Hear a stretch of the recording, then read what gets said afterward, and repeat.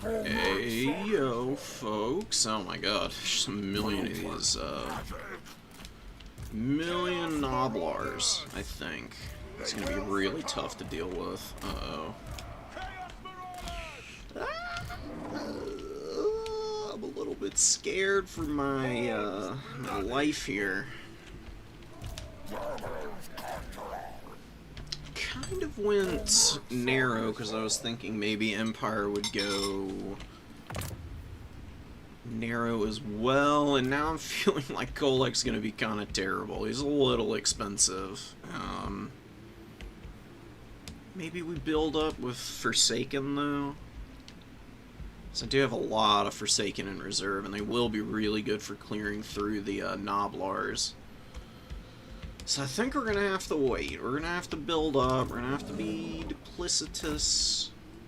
I think maybe we keep the Blood Beasts up in the trees for the time being. And these guys can be group 4. Aspiring Champions are pretty good. Maybe we do some Marauders up in the trees too. And we're gonna have to go for something of a surround.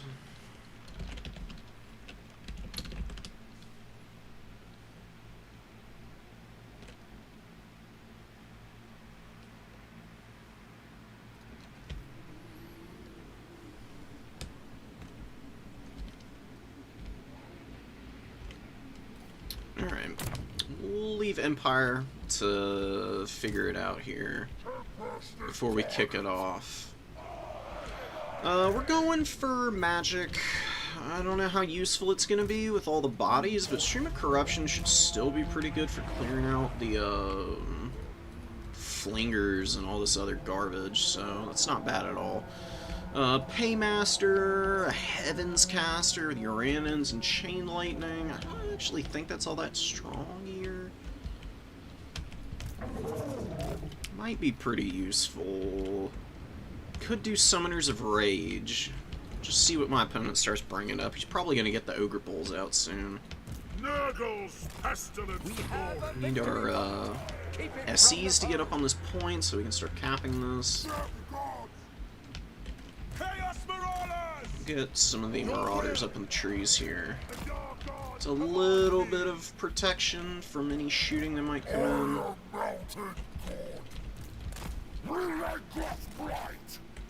Stream of Corruption is going to be hitting Flingers pretty hard if I can get it in a nice position. And we do have pretty decent units to sit on the point here. Got some Ogre Bulls coming out. Just see where they end up going. Let's actually see if we can get a Stream of Corruption here that's going to get us some, get us our money's worth.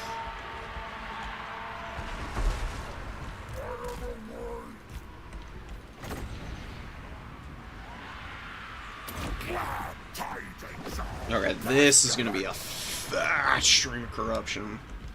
That was nice. That was really nice. Let's keep backing up. I think we do want to bring the Forsaken in. At least one of them. Just attack these guys, I guess. Let's back the Marauders up a little bit. Just bring the Blood Beasts down. Kolek we should actually try and use a little bit more intensely here. I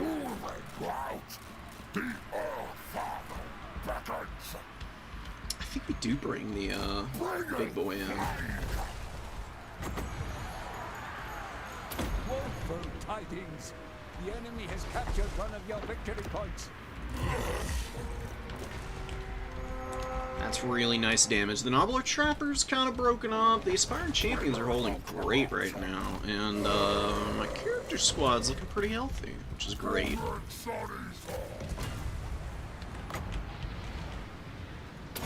Let's drop this here, actually.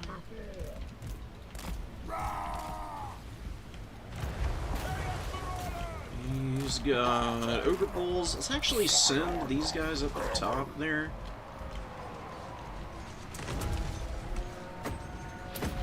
Ogre build dual weapons will hit here. Let's get another Stream of Corruption going.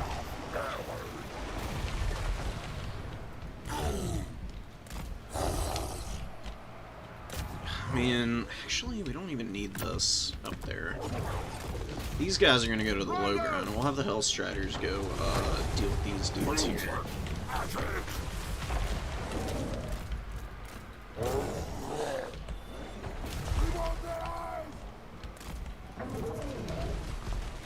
Oh, that is so beautiful to watch. Folding up these ogres right now.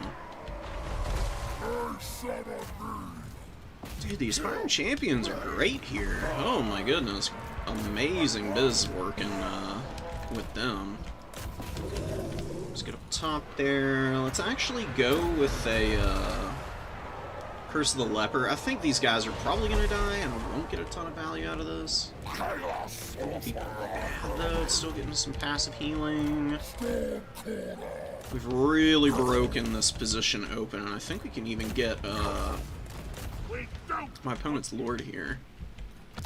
Another Hellstrider. The other Hellstrider's winning. We should run down the guys that are fleeing. Yeah, the Curse of the Leper was a bad call. It really wasn't doing a whole lot for me.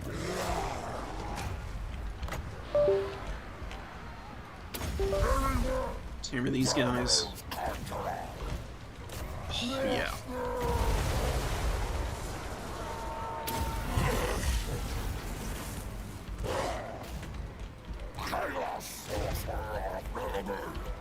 Chain Lightning gonna get me some value, and we're just beating this guy into the absolute dirt right now. I think we just go for the kill here on his Lord, because his Lord is looking a little vulnerable. That was Caster. Got the full kill here. Let's actually unsummon these guys. And yeah, we'll get some of these dudes in. The Blood Beasts are struggling a little bit, which is not great. Hunt them down! And oh, Mornfang Cap, great. Weapons need to go down. Flies eat up their eyes. Yes. Okay, so we took a lot of damage on that charge, but the Summoners of Rage are looking pretty healthy still, and they've got 2,000 value already, and now we've got Kolek on top of these guys, beating the absolute snot out of them.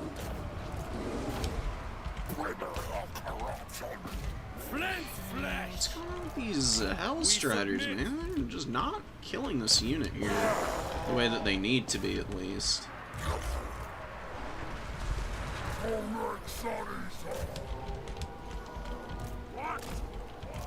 Kolek's a happy little camper. He's just beating the snot out of everything. So some more Forsaken in. Let's get these Hellstriders up into the Nobblar Trappers here, and Kolek's continuing the rampage right now. I mean, I don't really feel the need to drop this on a Flinger unit. The pangs of suffering. Soul Riders! Fire not glad tidings of pestilence. Oh man, the Stream of Corruption has been really good. We get another Blood Beast in. Let's go after these guys. We're just gonna rally to the point. 1,000 value is really solid now.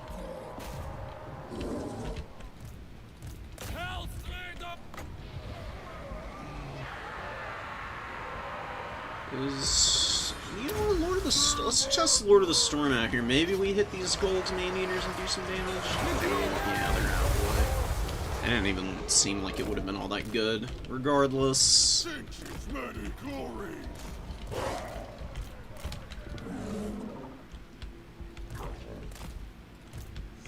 Ashes many glories.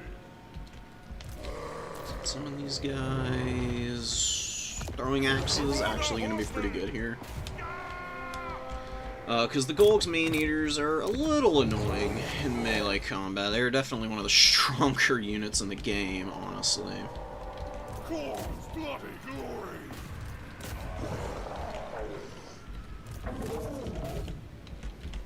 Golden sunnies are moving quickly. Ringer of darkness.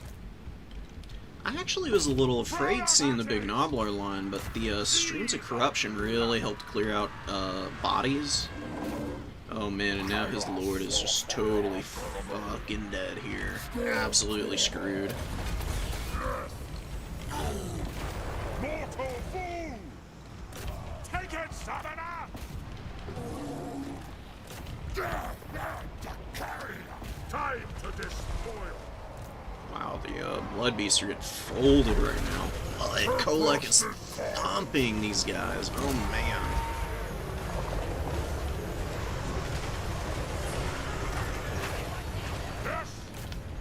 Ah, we're trapped up on this. The Lead Belchers are definitely frustrating. Just get out of our blob. Let's get the hell out of here. Summon these guys. Keep pulling back.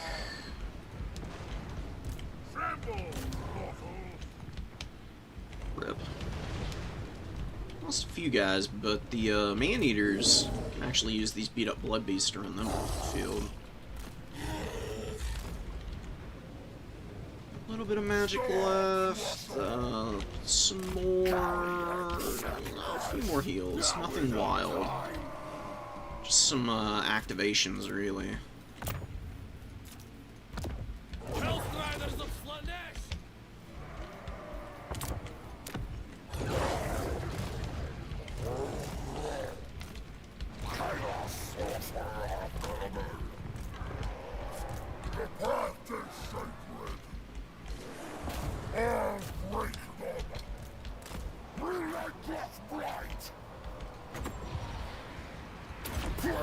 Let's hit these guys. Oh, beautiful. And we're gonna drop the Curse of the Leper over there. Kolek and the Forsaken are all gonna go forward now. Get the Hellstriders going up the field too. Hellstriders! My God's call. Your doom comes. 1,200 on the Aspiring Champions. Good job, guys.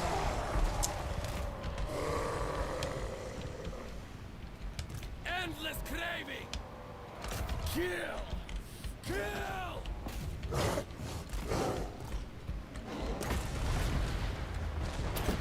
I don't think I really need to drop this here. Oh, although... Well, they broke. Whatever. Kolek can get the kill here. We'll be able to smack the hell out of this Paymaster. Come on. Do it! Oh, baby. That's beautiful. Okay, I got some Hellstriders in. Hellstriders from the other side are going to collapse on this fight. Kolek is just bashing things on the head. Can actually cap this point up here. Some of these guys. I knew it. Unending glory is yours. Damn. Alright.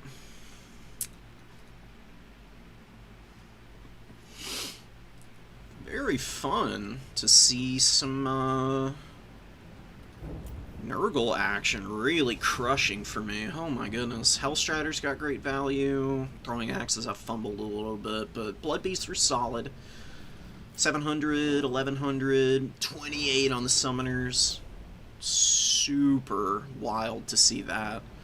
900 and 1200 on the Champs. Pretty healthy too at the end. One of them lost a bunch of models, the other one didn't really lose anybody. Took a lot of HP damage, though. 1,200 Chaos Sorcerer Nurgle, 181 kills. That's pretty wicked. Hell yeah. Love to see it. And Kolek, he got 223 kills and he had 2,600 value, and he had a little bit of room left at the end for sure.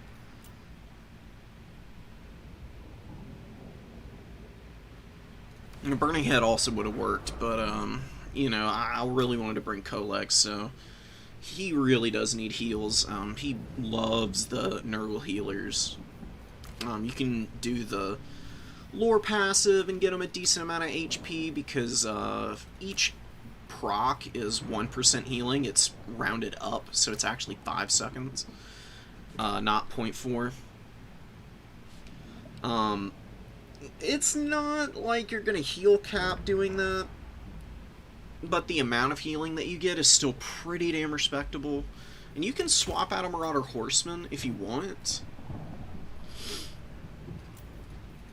and go with a Chaos Sorcerer with a Forbidden Rod and get even more magic if you want to, which is actually a pretty viable strategy. It's been fun learning Walk. You know, I've played them a decent amount in the past, but I've never really dedicated myself like I'm doing now to really figure them out.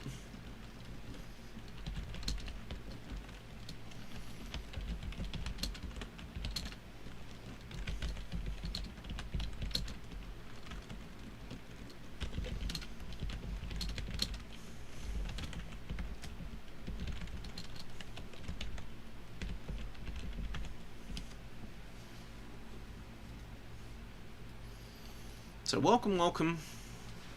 We get a nice little round 1 win. We've got more tournament games to get through. Lots and lots of tournament stuff. So let's see.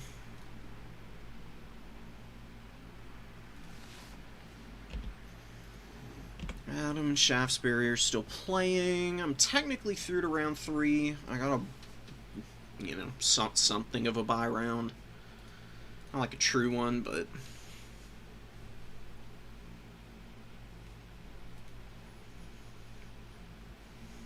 just gonna be waiting here for Shaftesbury, Adam, and then whoever wins in the Zeramis game. I'm gonna go to the bathroom and I'll be right back, guys. Hold tight.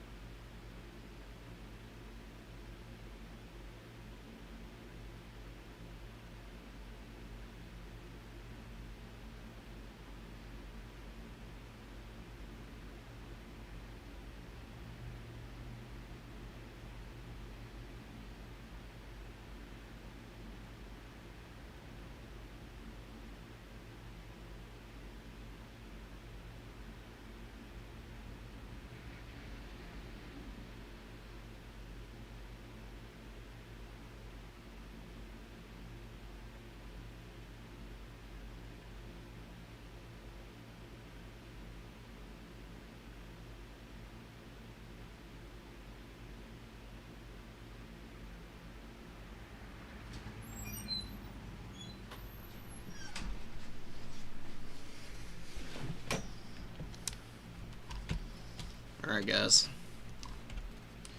Howdy, howdy. Since we have so long, I'm actually going to take a little bit of a food break, so if you're here, chill, hang out, watch the whole last game while you're waiting, and I'll be back presently. It shouldn't take too long.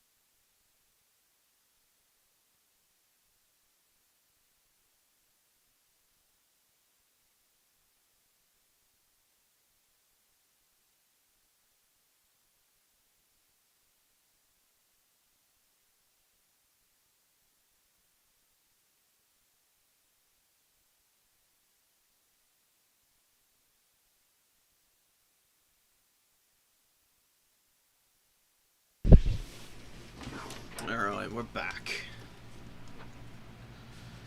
No problem.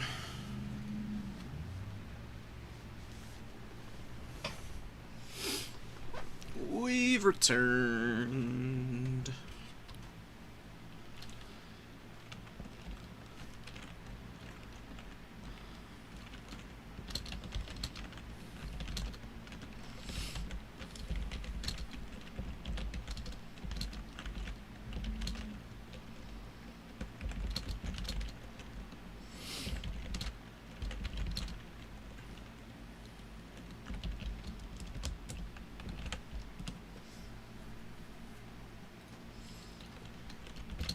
Just talking with my opponent from last round right now. Of the midnight wind.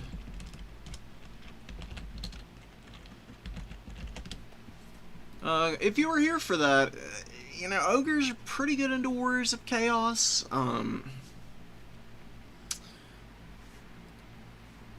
Scary thing for Walk is the Lead Belchers, because Forsaken and Marauders get absolutely owned by Lead Belchers. All of your bodies are pretty vulnerable to all the Ogre Kingdom's shooting. Even Noblars can put some pretty good pressure onto the Forsaken. I brought 2 Aspiring Champions. They did great. They're really solid. They get nice heal support, obviously. Each cast is giving them about, what, 98 HP? Right, yeah, because 1%, so they're just gonna, they just kind of stack the heals slowly over time, and they can get quite a bit of help from all the Nurgle magic, which is what I ended up running. I debated between going Archeon with just Burning Head and Spirit Leech, which I think would have worked just as well. I settled on Kolek, though, because Kolek with Nurgle Caster has a little bit more sustainability, and he can really dominate other expensive monsters in just an absolutely vicious, relentless way with all of his buffs. I usually just bring him with everything. His 2750 is a premium for sure, but he just does so well with the extra weapon strength. Melee attack from Tempest Rage is especially useful because he does lose quite a bit as he gets tired. And Lord of the Storm is really good for punishing little blobs of infantry and whatnot. Just kind of all worked out nicely. Not having the fire magic was a little bit of a concern, but the Stream of Corruption... Dude, this just ruins Noblar lines, because the cone is so long, you can take out, like, an entire Noblar unit with each cast. Especially if it's upgraded. Then they just need to be a little dinged up, and they just get absolutely bodied.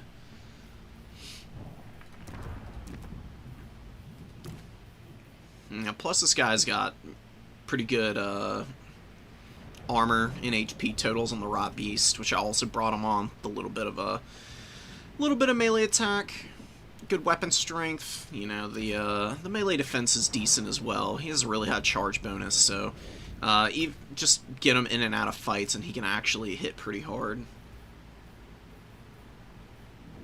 I really like that build. I'll probably bring that again next time just to see if it performs that consistently.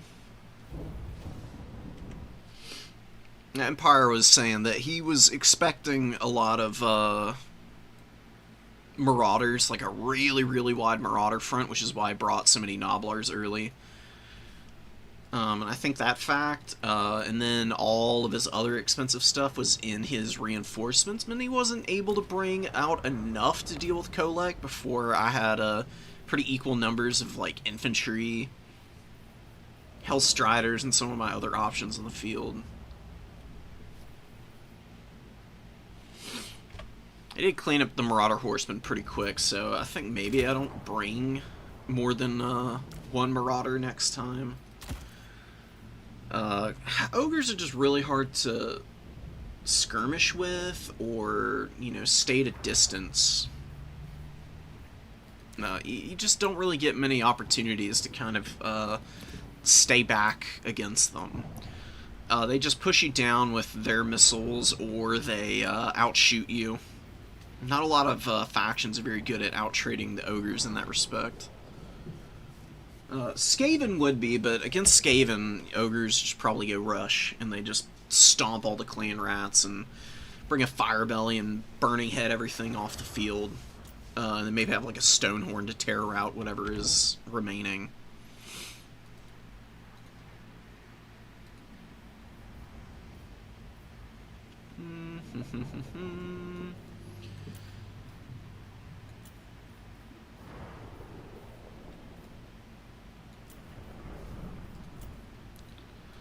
Trying to game plan a little bit. I don't really know what my opponents are playing, obviously, because it is blind pick games. It's just whatever people want to actually run. Ooh, and Adam beat Shaftesbury. That's kind of a huge win for him. Shaft is a really good lizard player. And Adam loves playing Khorne. He might be on Warriors of Chaos, though, as well.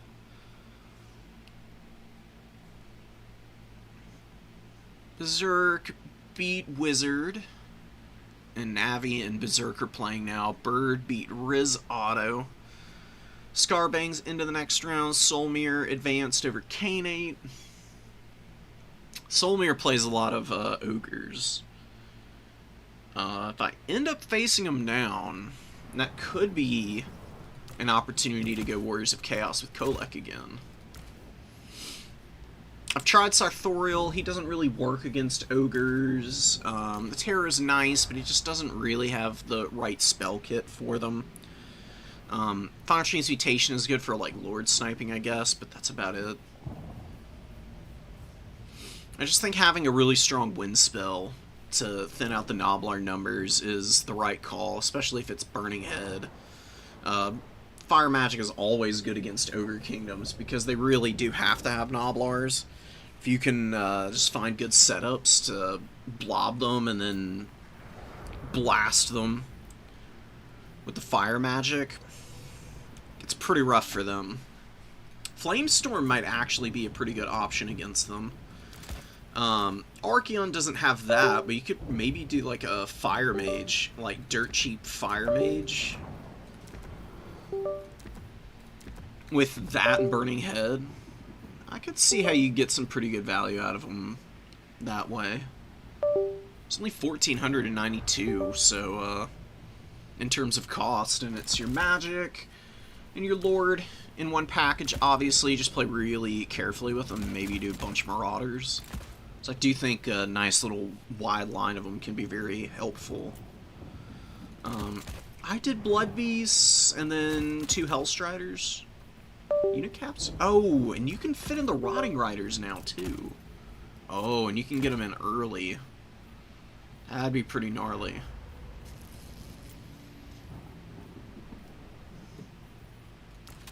Maybe a Chaos Warhound with Poison.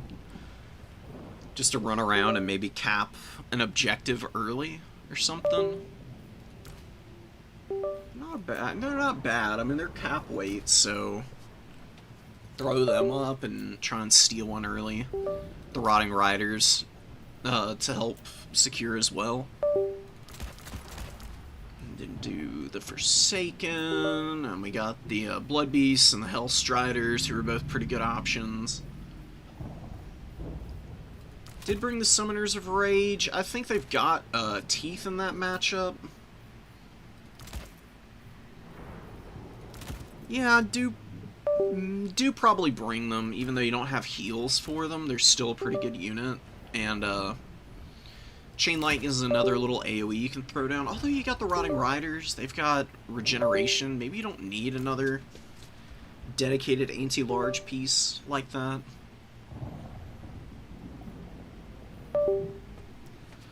Hold on. Computer's being funky.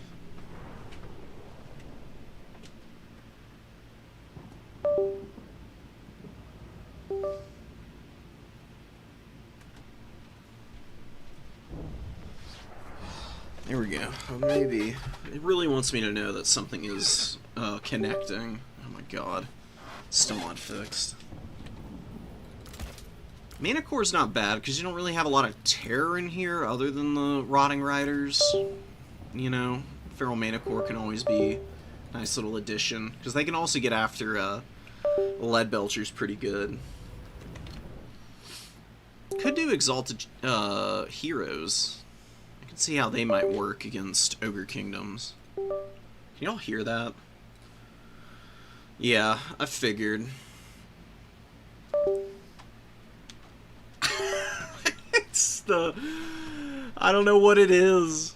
Unplug everything and then replug it in and see if it actually decides it's gonna stop. It's driving me crazy too. Like, actually going bonkers about it.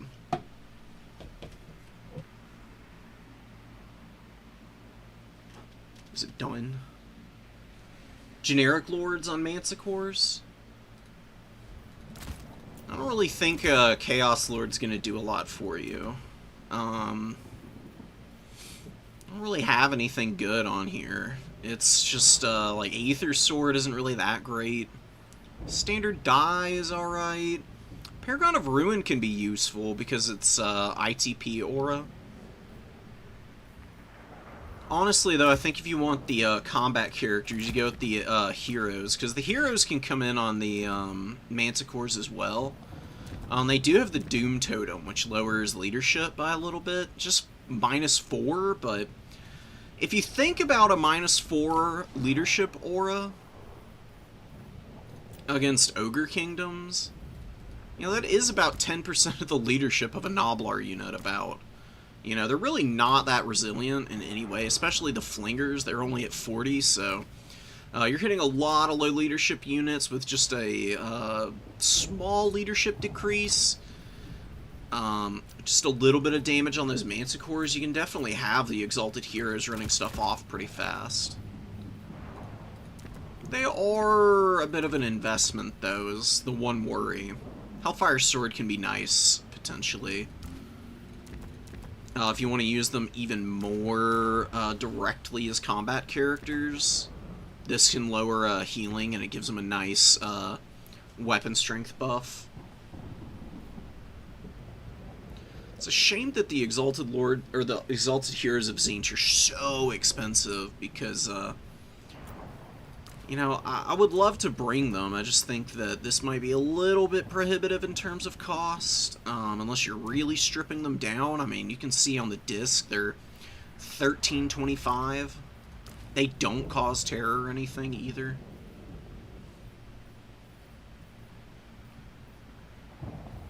So you probably just go Exalted Heroes and the Manticores if you want that.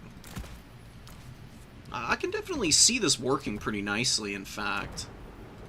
Like, 2 of them up in the sky, and then maybe you go with a, or not Festus, go with the Nurgle Sorcerer Lord. So he's really hard to kill. He's got a lot of HP. On the Rot Beast with Crown of Everlasting Conquest. There's not a lot of flaming damage for the Ogre Kingdoms either. I don't think you need Filth Mace. You can just run the all the other. Although Filth Mace might be nice now I'm thinking about it with the heroes. You get in and you try to Lord Snipe at some point, and you can use the heroes a little more effectively, even against an armored guy like Golg. I could see you actually being able to bully him with the armor debuff. And maybe you could even go really deep into the Lord Snipe with Rancid. Maybe Stream and Miasma. Curse of the Leper, though, would definitely hurt against the Ogre Kingdoms. Maybe you can go something like this. And Fleshy Abundance. Although, the Chaff Clear from Stream is really good. Maybe just go all offensive spells. Stream of Corruption, Curse of the Leper for any big fights where you think it's going to go poorly for you. Just pop this and you get a lot of free damage off on something. And then Rancid for a snipe if you find an opportunity. Otherwise, you just kind of hang on to the bomb and cast the other 2 spells. Still a pretty cheap Lord. when you consider the all-in cost on this. It is definitely going for a less than consistent build, perhaps.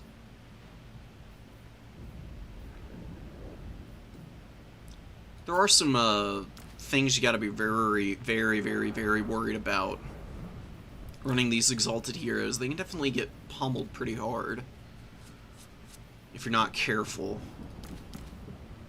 Be a very micro intensive build. Alright, I think I actually got this damn noise to stop finally. Knock on wood. Daniel Demon Princes? Oh, that would actually work. Demon Prince has fire magic. He could throw some stuff out there. Actually, I think this could work really well, actually. That's a really good idea. I hadn't even thought about it. If only the Demon Prince of Khorne was good. If this was Red Olgor, I would actually say he might even be a god-tier Demon Prince to bring. Demons of Chaos have some really good characters available to them. It's probably some of the best lords in the game. It's just, you know, Demons of Chaos in general are kind of expensive, so you gotta be a little careful about who you're running. I think it'd be a little broken to have Red Olgor available for the Warriors of Chaos, to be honest. Where is Red Olgor anyways? What the hell is he? Where is he on the roster? Oh, he's literally right here in front of me.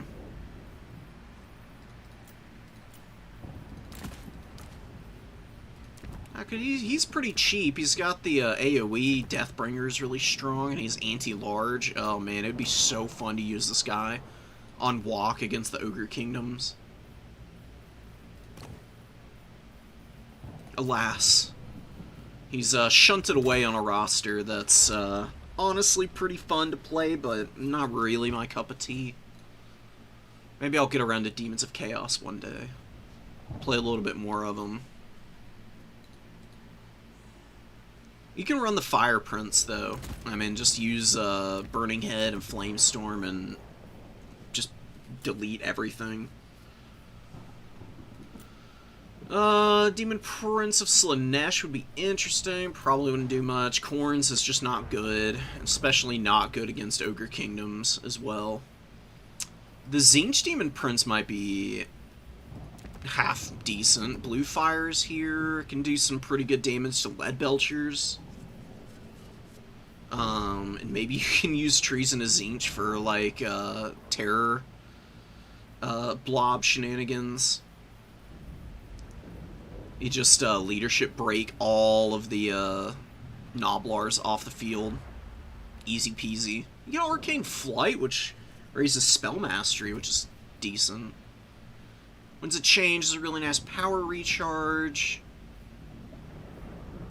Gehenna's wouldn't be awful either. It's kind of a cool lord. I don't think I've ever seen anybody use this guy either, to be honest. Has anybody ever used the Demon Prince of Tzeentch? He's got a few things that he has got going for him.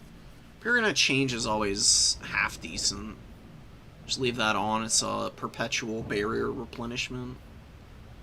Not that the barriers are like amazing, but it can definitely add up to some pretty good value if you're playing around it carefully. It does protect against shooting from Ogre Kingdoms as well. They do love trying to blast lords down with pistols and lead belchers.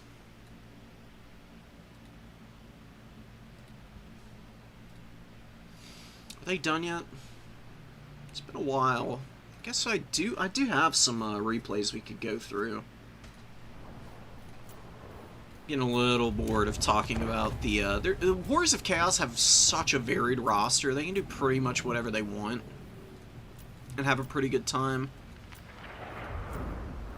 Oh yeah, because the update. Oh man. all these new player tournament replays are dunzo then. They're not going to play out correctly at all. That sucks.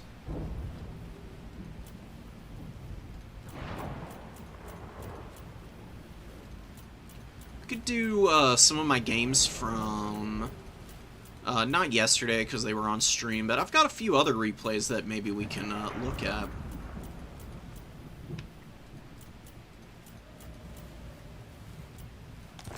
Here we go. Yeah, if you want to watch these games against Manoff, you can see him on stream from yesterday. We had really close games. He ended up edging me out. LOL. Eventually. Ooh. I don't remember if I played this one on stream or not. This might have been, I think this was off-stream. This is a pretty fun game. Let's actually, do this while we're waiting. I actually had a really good time bringing this, Nurgle caster against the Dowie. It just seems like a really consistent lord in general. Like, this guy is awesome. Like, his crown got nerfed, but really it's not that big of a nerf. It's just a little bit of weakness to fire, you know, which is, I think, pretty fair for the 0.15 healing, which is really decent stuff. It adds up pretty quickly as well. Alright, let's slow it down for a second. So I got double Manticore in the sky because I just want to use this to terror out stuff. Dowie are actually really vulnerable to terror, unless they go really deep into Longbeards, which my opponent did. He's got a bunch here, but he does still have Dowie warriors around the field.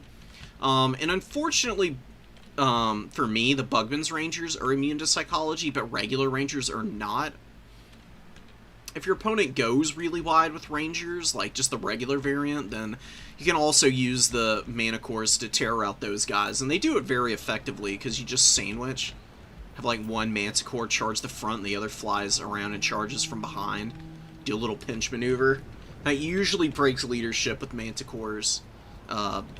Against just about everything. Even high leadership units like the Dowie can often find themselves in a bit of trouble. A little bit of a charge, didn't really do a whole lot of damage, but I saw the Bugmans and I just didn't want to take a bunch of damage on my Manticores, and we kited out some of the blasting charges here. Really nice, and the cannons missing their opening shots, except against the Marauder Great Weapons, who do get piled onto pretty badly there. I went really wide. I've just got a bunch of garbage, right? That's what you think, and then you look in the trees. And I brought a Chosen of Corn, actually. These guys are really effective against dwarves, actually. They've got so much armor that they shrug off anything short of cannon fire and Grimdelvers.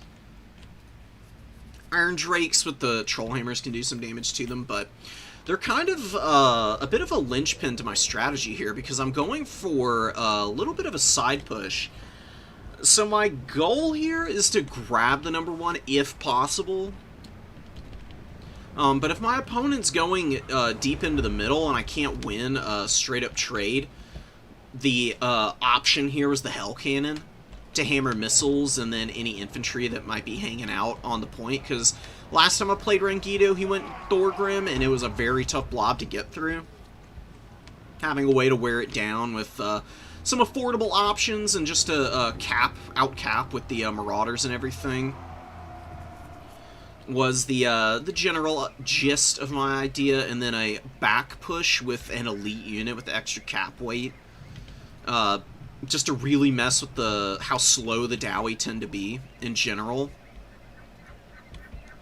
It's a little bit of a gamble, but you'll see how it does or doesn't pay off. We're getting crazy value out of the Hell Cannon right now. It is just destroying this Bugman's Ranger back there. They have lost a ton of models just to the Hell Cannon. It's got 600 value. Halfway to paying for itself, and it's got tons of ammunition left. Oh my god, not again with the connecting thing. Please don't do this. Slayers are defending the cannon. I'm thinking about diving with the Manticores, because I don't want to leave the cannon active for too long. It's just a really annoying option for the Dowie to be pressuring me at long range, but instead I just go after the Bugmans because they're really low HP. I didn't want to keep using Hell Cannon shots against them. I've got it targeting some of the Longbeards now and hitting some of these other guys in the front line. The Manticores are just going to be jumping up into the air to get after the Gyrocopters, which have come out, and they are going to try and deal with the Chosen. My Chosen of Khorne have engaged the Longbeards with the Sorcerer here, who's got Filth Mace active, and lowering the armor down to 70 on these Longbeards, and we've got some pretty good grind going with these Chosen. Starting to get some pretty effective value. Just chewing through these guys, and the Gyros are going to have to run away, and we've got Marauders pushing the back objective too. It's starting to look pretty decent for me. Haven't been able to grab the number 1, unfortunately. All my bodies here are just not hanging in quite as well as I want them to. I'm wishing they were doing a teeny bit better. But we do have the Knights of the Brazen Throne coming in from the flank, and they're going to start really cleaning up whatever the dwarves have here, especially warriors. These warriors' leadership is tanking pretty bad. They're benefiting from one of my units routing near them and whatnot, but Knights of the Brazen Throne do have the ability to tear route stuff. They will be pretty short-lived here, potentially. More Bugmans coming up. Longbeards starting to move in. They've been hanging around in the middle a little too long, and we are going to be able to finally flip the number 2 objective. Goblin Hewer is getting jumped on by the Marauder Great Weapons. Rangito moves these guys a little too far forward, a little too quickly, and the Chosen, which were the target, are kept safe by their Marauder brethren, who are just keeping these guys well back. Nice summon in with the Iron Drakes to try and clean up the Marauder quickly so the Goblin Hewers can get back online, and one of the Manticores did get rampaged. I dove it a little roughly into the Slayers, but it was going after the cannon. It was a worthwhile risk. It got pushed back. We got a nice Blight Boil off on the Slayers. It's actually how they took all that damage. I'm going to drop another nice Stream of Corruption to get through this Dwarf Warrior a little bit. Trying to get the Sorcerer free, actually. I want to run him away from here. I'm giving him an attack order just because it seems like units push a little bit harder when they have charge and attack orders in general. We're cleaning up in the middle now. We've got a triple cap against the Dwarves, so we're going to equalize the objectives pretty quickly here. Chosen are hanging out. I retreat the Marauders away from the Iron Drakes and get onto the cannon again. Still trying to kill this crew. Iron Drakes, though, are going to get on the back of those guys and clear them out pretty quick. And the Goblin Hewer is about to get back online. Chosen dual weapons I want to run away with. They've got most of their models, and they're just trying to hang on to the point. We capped this, we don't want to give it up too quickly. And we've got some scattered units that have rallied who are pushing for my opponent's missile pieces just to keep them locked down for a moment here. Woeful tidings. The enemy has captured one of your victims. Middle flips again. I move my infantry off a little hastily, actually.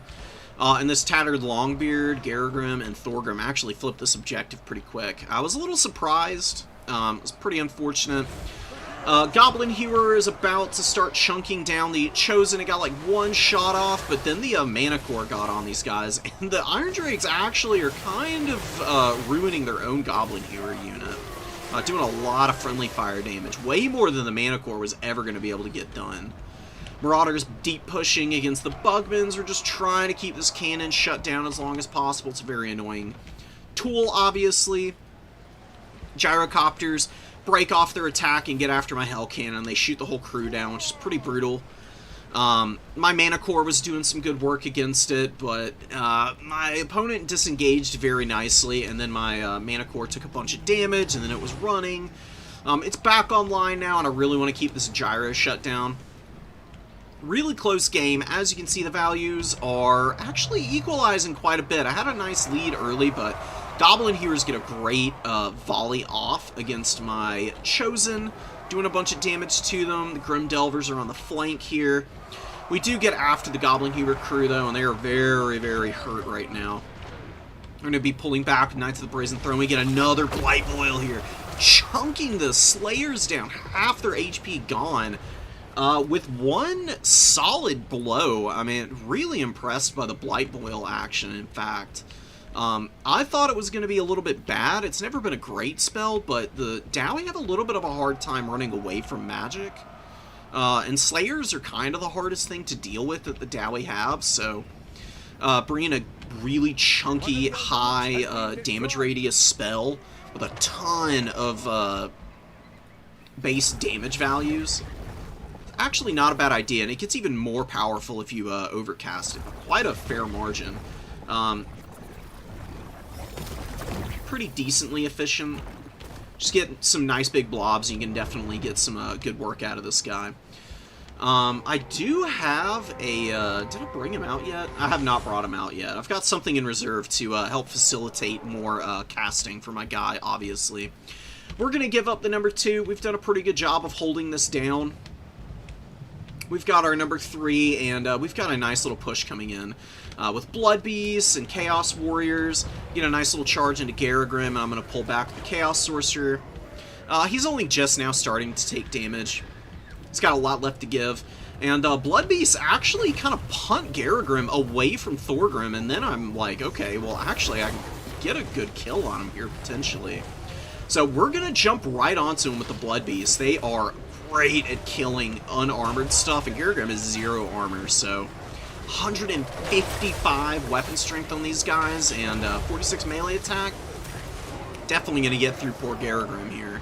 He just gets brutalized. He was very healthy, too. I mean, he had more than half his HP. Now down to 0 in just a matter of moments. And the Chosen push over, they're pretty beat up. You know, the back push was really just for the objective points. Their actual value's pretty low, but they're getting a little bit of damage done. But the cannon gets back online. Great shots onto the Blood Beasts. Really hurting me. 1,500 on that cannon. My opponent's done a great job of protecting that. Rangito is all over the defense. Forsaken and Knights of the Brazen Throne are looking for engagements. I'm pulling the Knights around, and we're looking for the Grim Delvers. They get a great shot off on the Manticore. This Feral has paid for itself. Chosen getting bullied by the cannon, but they're grinding Thorgrim a little bit. And the Grim Delvers, my opponent takes a little too long to turn these guys around, and Knights of the Brazen Throne get a beautiful charge off here, just absolutely chunking down the Grim Delvers. You know, they were holding with about 1,200, and now on top of a 950 gold shooting unit, they are just farming value here. Up to 1,700 right now. Some Tattered Chaos Warriors jumping onto the Slayers. Good matchup just because of the armor check here for the Slayers. They're doing a pretty good job of punching through the Warriors, but it's holding them back long enough for me to get more infantry and actually capping this point. Beat up Forsaken, intercepting Miners, just keeping them occupied for a moment. Chaos Warriors here getting some good work done. Oath of Vengeance down on them, though. Definitely keeping them from really thriving. Lowering that melee defense down to 8 definitely hurts. Knights with a beautiful charge. Not only did they kill the Grim Delvers, but now they're shutting down Ulthar's Raiders. I saw them come out of stealth, and I was just like, hey, full send, baby. No reason not to. I mean, they're marked right now, so they're not really going to be thriving if they try to run away and take any kind of return fire. So they charge in, and they actually tear out the Ulthar's Raiders for a moment. And get up to 2,600 value. Beautiful, beautiful value out of the Knights. 318 kills on them. Iron Drake's pushing me pretty deep here. Blood Beasts are intercepting the Longbeards. A few Marauders and some Forsaken who are underneath them. Helping them as they just charge in and get some nice value. Need to get rid of these guys, though. Jumping out the Chaos Sorcerer Lord, he's going after the Ulthar's Raiders who have rallied. They're just stupidly low on HP, so just one charge immediately breaks their leadership. He is heal capped, and the Grim Delvers are actually shooting my Lord a little bit.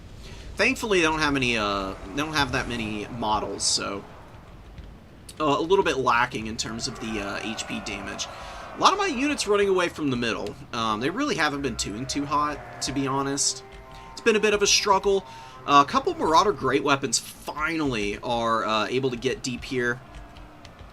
They've just been grinding through a whole bunch of bodies, actually, and they do take down some rallying dwarves out here. I believe it was a few slayers, and I was going to send them after the cannon, but you can see my opponent immediately jumps out here with some units, trying to keep this thing online. I mean, it's got 2,000 value now. Blood Beasts get shot down pretty quickly. They did get 800 value, though. They were able to jump onto the Iron Drakes, the assistants, the Chaos Sorcerer Lord. He popped Filth Mace and, you know, lowered the armor down to 90 on these guys. Then with my Chaos Sorcerers coming in with the Forbidden Rod and the Feral Manticore, these guys are actually able to keep the Iron Drakes on the run for a decent amount of time.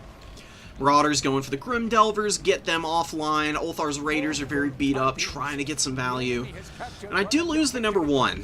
Definitely not ideal for me. Blood Beasts are going to pop out onto the point and just get a charge onto the Dwarf Warriors. You see my opponent is going to pile in here. This is actually going to be a huge mistake. Oh my god. Beautiful Blight Boil here. My opponent not retreating in time. And 3 units with a shot from the Hell Cannon, which I've resummoned, gets in there. And just annihilates this entire position. The Dwarf Warriors take ruinous damage. I mean, down to less than a third HP. Another Hell Cannon shot comes in here, hits the other Dwarf Warrior. I swap targets to make sure I'm spreading the damage and the leadership debuffing out appropriately.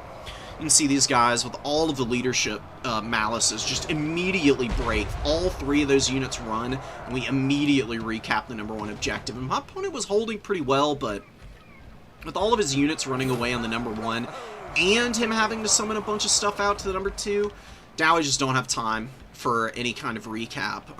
So the values are fairly close, but it's kind of how you play against the dwarves. You just kind of, you bait them in one area, cap them on the other side of the field, get a nice, decent long-range artillery piece to kind of punish some of their units and value trade, while you lock down objectives and either equalize the lead, or equalize the objective totals, or get a nice objective ticket lead like I was able to do here with the triple cap that I held for a decent amount of time. Holding my opponent's back point really threw him off, I think. Did a great job of scrapping, though. Actually threw down a Miasma Pestilence here. I was going to send my Lord in to kill Thorgrim, but he got great value just by spellcasting for the most part. I played pretty carefully with him in the melee fights. Got 1900 though. Good stuff. A lot of bodies. They weren't really there for value trading, just for capping. Warriors got some work done. It was really the Knights of the Brazen Throne and the Hell Cannon though. A little bit of support from the Blood Beast that sold this game for me. Killing Garagrim with the Blood Beast was awesome. Knights chunking down all the expensive range tools, and then being able to run them down in the late game with a few beat-up Marauders, or healthy Marauders in a couple of instances, really clutched it out for me. He got good value on a lot of his stuff, but see the Ulthars just got murdered, tenderized viciously. Grim Delvers didn't really uptrade, and the Bugmans were both pretty lackluster. The Hell Cannon just shut them down so hard, but the Cannon got 23. You know, well over double the value. Thorgrim was doing pretty good, but he just wasn't able to affect the rest of the field. And my opponent ran out of steam from that point forward. There's really not a lot you can do about it. Okay, our opponent's ready. Looks like Zeramis and Adam just finished their game. Oh, they finished a few minutes ago.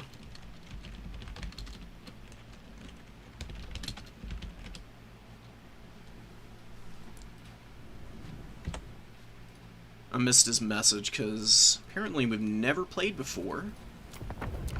It's a little awkward, but hopefully he forgives me.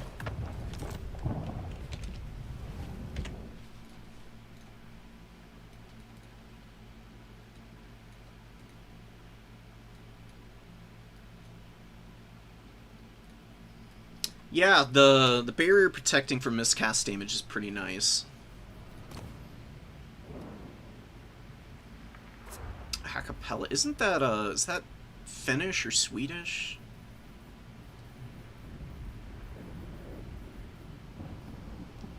We gotta do our picker. I don't know who we're gonna play. We probably do more Warriors of Chaos, because that's just kind of the vibe I'm feeling right now.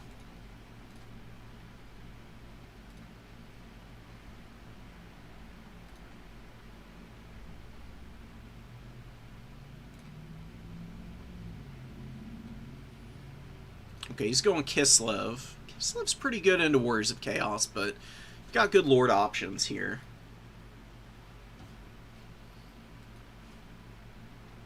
Ooh, excuse me. We'll see what we can do against our opponent to keep him honest.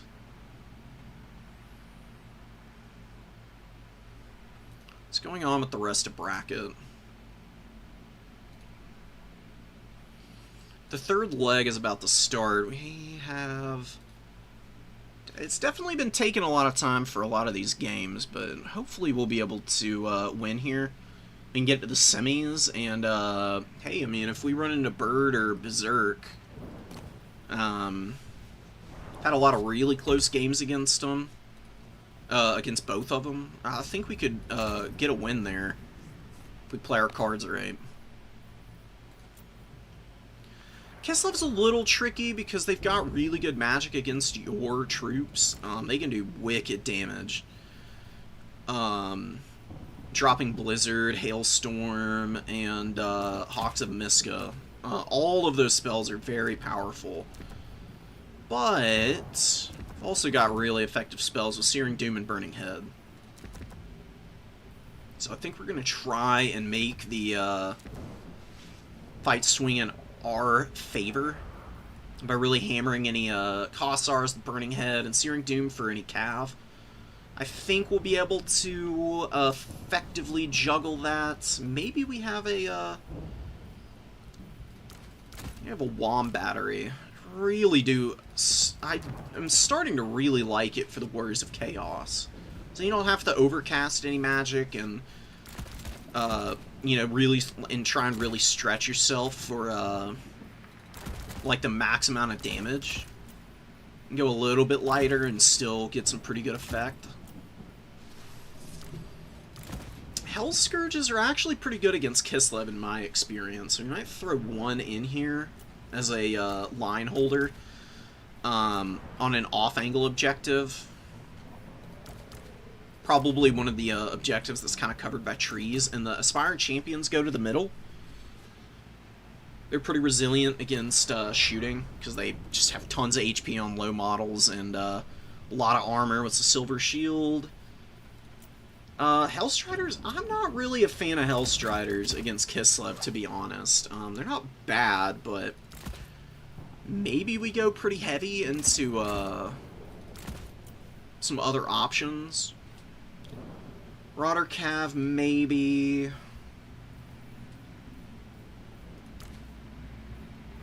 Early cap weight, it's not bad. I think we'll hold off, though. We'll go with a Hell Cannon. You're going to have to wear out some of the infantry with just a little something different, right?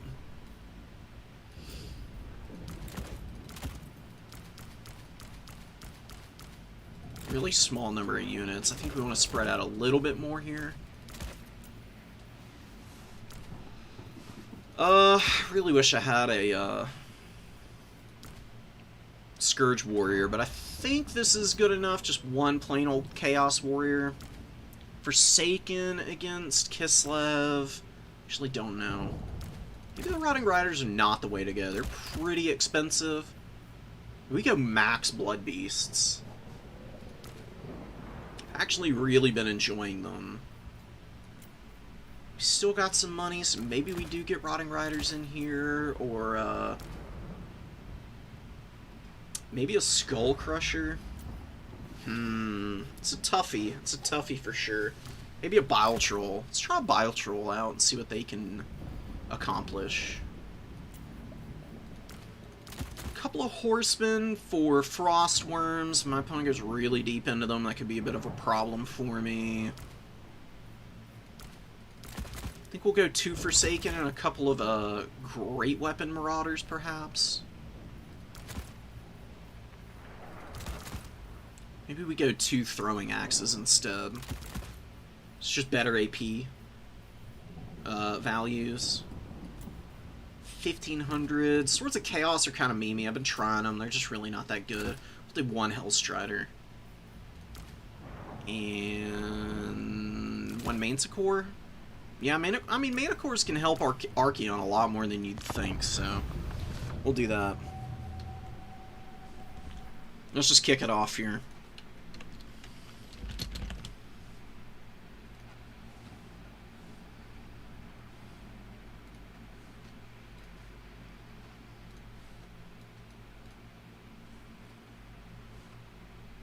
I'm removing this. Completely forgot about this little pin.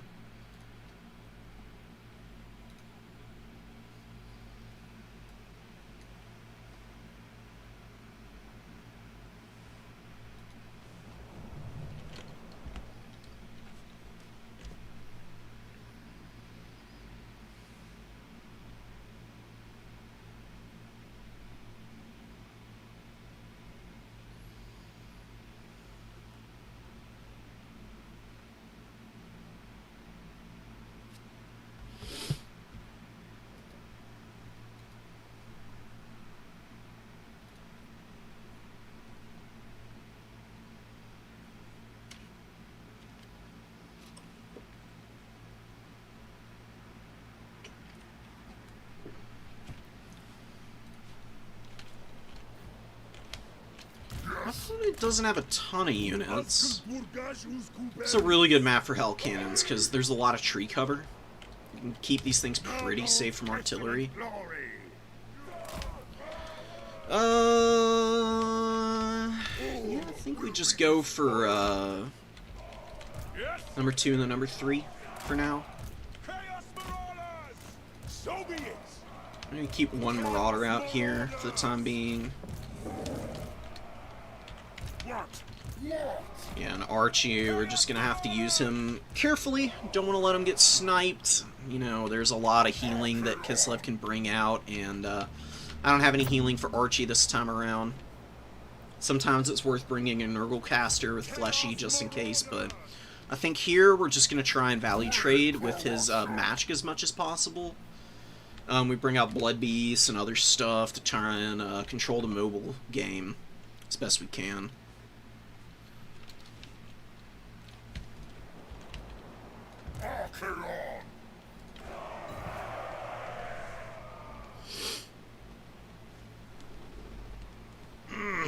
Okay. Let's go for this. Let's go for this. Let's shoot the horse archer here. He's got another horse archer. So yeah, it is a good call not to bring Marauder Horseman early. Marauder Horseman just be getting dumpstered right now. He did bring Hawks of Miska and Hailstorm, but none of those are particularly effective against aspiring champions. So this is actually pretty nice. I'm really liking this, honestly. A little bit of damage on the horse archers. I think that shot actually missed. We're gonna hit the Watchman in the night. Get up on the point and try and take this early, and then maybe I think we actually send a Forsaken out to the number 1. If my opponent doesn't want to play off that point, fine. Pull back the Blood Beast. Oh yeah, that's bad damage, man.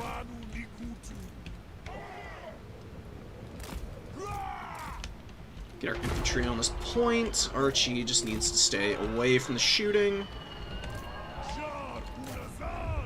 Just keep slamming these elites, man. I mean, Kislev really likes to have their infantry survive without taking tremendous amounts of damage, so the more pressure we put on them, the better. We're going to value trade really aggressively here early, I think.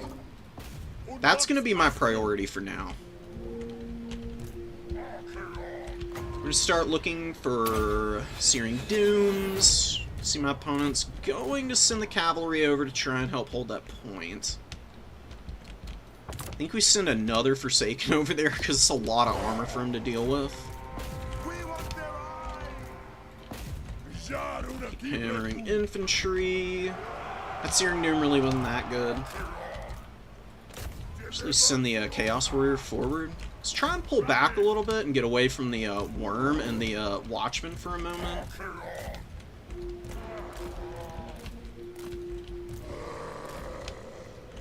Got units coming around out here. We're kind of pulling his army apart a little bit right now. Drop a Searing Doom here. He either walks into it or he disengages. He's bringing a lot over here, so let's actually disengage on this side for now. That's huge. Let's try and just go right through these guys with the Blood Beast. Or actually, nah, they're not going to be able to get through there easily. Not ideal.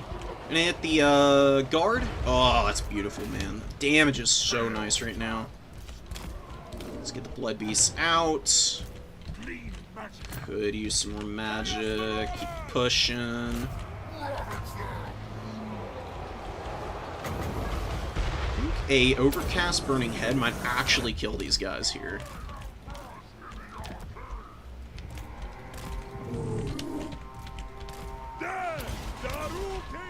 Oh, he dodged it. Really nice dodge, too.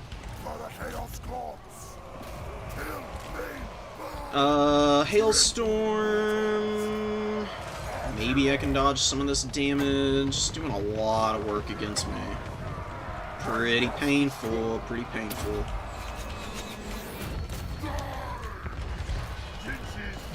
Push the champs through. Blood Beast back a little bit. Let's actually send our Forsaken for the middle now. Let's see if we can maybe even trap him here. There's a little bit of an opening.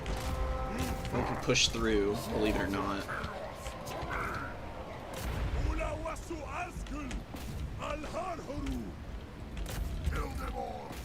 Yes, Lord! Field to our steeds! They will succumb! Destroy! We've actually got a pretty nice little pinch about to happen here. My opponent is actually in a ton of trouble. He's going to lose one of these horse archers at least. And the Aspiring Champions are causing so many problems for him right now. Let's get the Blood Beast forward. Let's hit these guys. He's got Winged Lancers over there, which are going to be annoying for sure. Oh yeah, here come the Blood Beasts. Start thumping, please. Thank you. Archer drops. Actually, oh man, it's too late. I already dropped it. It's gonna miss. Oh, that sucks. That's okay. Took some damage, but we're fine. We're gonna get on the point. He's got stuff incoming.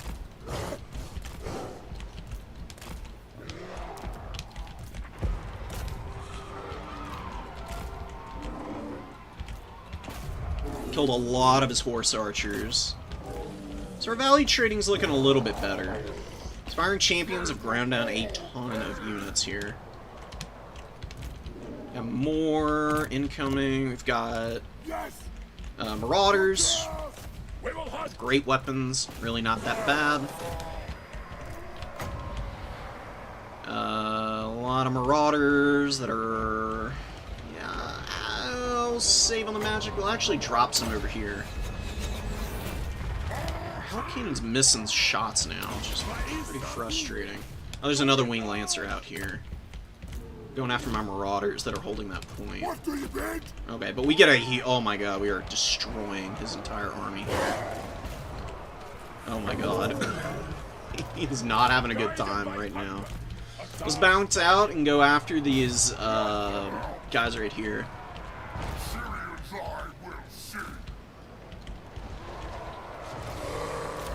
Those are Armored Kossars. A few more Ice Guard Glaives here.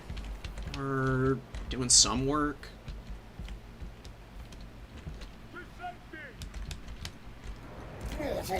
Nice cast. Hawks and Miska's really frustrating. Definitely a really annoying spell to deal with.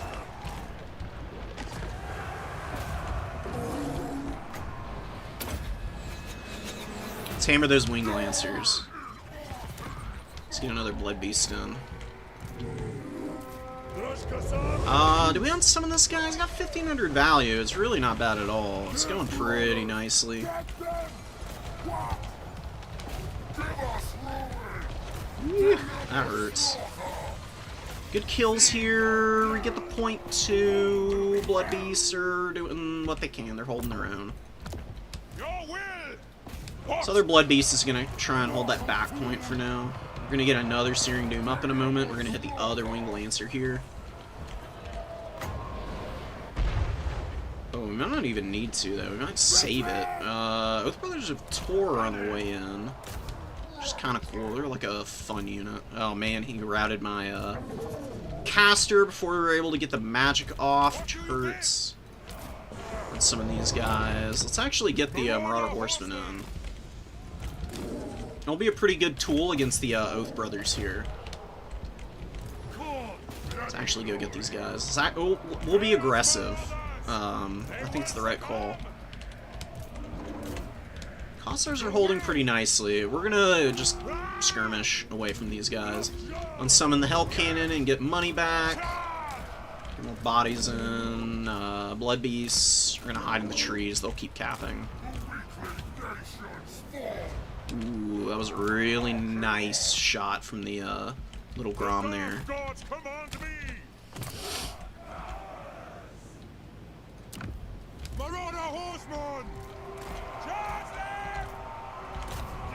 Yeah, let's get our Marauder Horseman over to the number 2.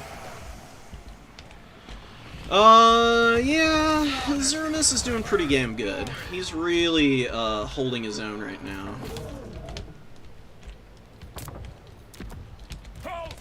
Let's actually run the Hellstriders in, and I think we can catch this Horse Archer pretty easily.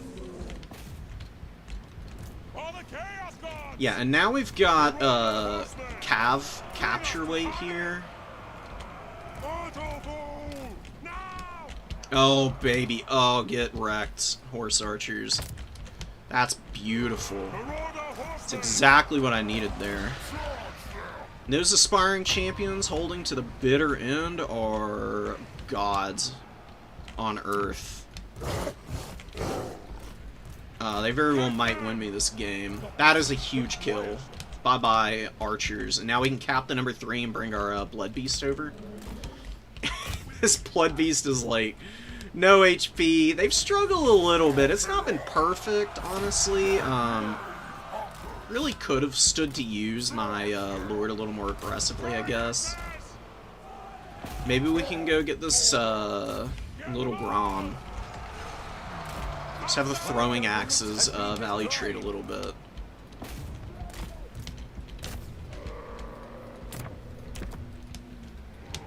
Send 2 Marauders to the outside. Oh, the Horsemen get caught by the Oath Brothers. Oh no! I have not really, honestly, had great targets for a lot of my magic. My opponent did retake the middle. Dude, we just can't seem to finish anything here, honestly. Very well. A lot of my units are really struggling too. They're just not having a fun time.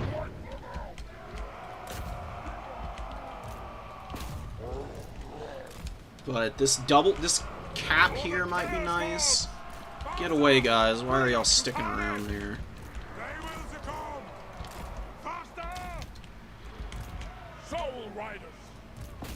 Finish these guys. Oh my god, dude. Archie, can you kill these guys? Pretty please. Spartan champs. He's got Winged Lancers incoming. Not great. Not great for me. The Hellstriders are basically gone now. Yeah, wow, the Hellstriders broke. Are you kidding me? No, guys, please don't do this to me.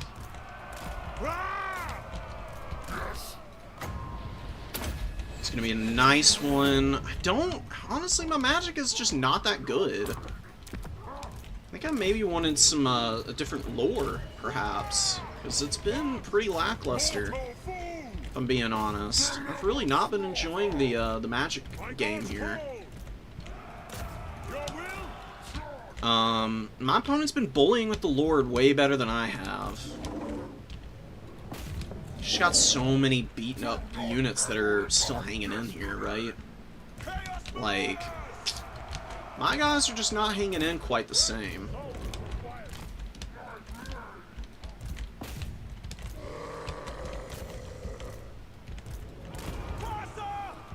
Start rotating to the middle. Let's actually get away from here. Blood Beast. Let's go get the things in the woods. Okay, we got the win here. Let's cap the middle. Best we can.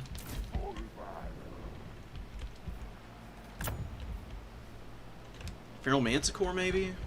Two routes ain't gonna do nothing for... Oh my god, he's got Winged Lancers incoming, which I don't have a great answer for. It's just gonna have to be a Blood Beast that rushes over there. And, I don't know, dude. I mean, he's just, hit and running me to death right now. It's been a real feels bad, this game so far because of that.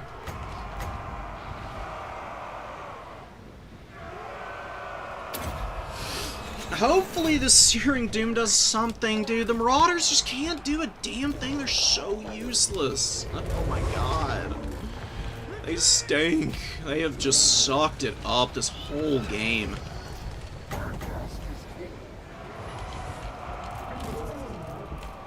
Woeful tidings.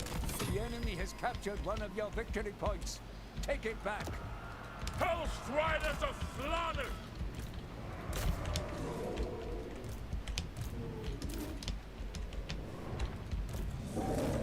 Great game from Zeramis, though, for real. I mean, he's had me running and on the back foot for a lot of this one. I think he wants to start bunkering up. Let's see if we can move in and maybe get some work done here. Probably gonna summon a frickin' Winged Lancer out to the flank, if I had to guess.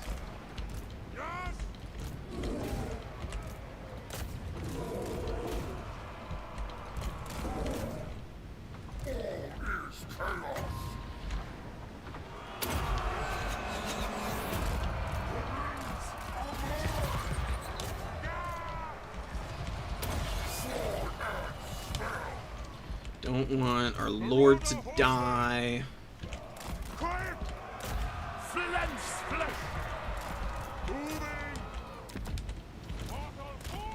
More Marauders. Keep fighting. Turning it off here. Attack these guys. Beat up here. Winged Lancers. I mean, at least these Winged Lancers are kind of engaged into an awful engagement for the most part. A little far away from the magic. I don't think we can kill all this stuff here, to be honest. These units are holding it just a little too well.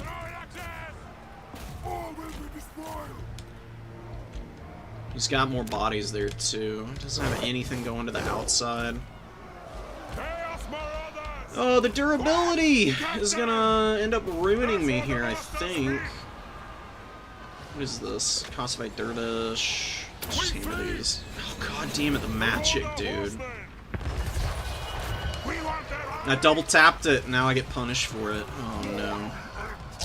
This is sad. Sad, sad, sad, dude. He's just gonna keep sending more and more bodies. I don't think my infantry are gonna get here in time. The Blood Beasts are all gone. Ugh, I don't know what I'd do here next time. Maybe more Hellstriders. God, they just got a shit ton of value. More Hellstriders would have won me this game. I don't want to have to spam Hellstriders every match, though. It gets exhausting. I'm so tired of stuff like that, where it's just like, yeah, you got one option. Why don't you just use that? God. Please! It's such a close game. I've been losing so many close games lately. This durability on all these Kislev units is just ridiculous, dude. If I play the objectives maybe teeny tiny bit tidier, then I think I would win this game.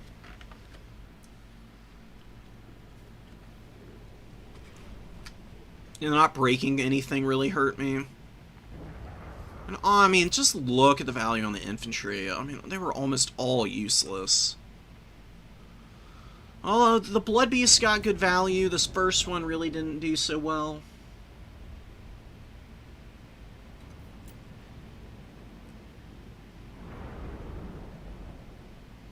Little Grom was decent. Things in the Woods got a lot of value. Oath Brothers, we crushed. I mean, he just had units that didn't run away, and my infantry was just too squishy. I just got terror routed constantly by that damn Lord.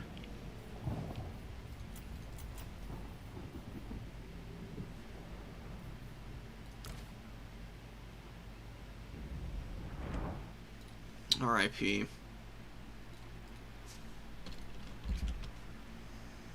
Damn it, dude.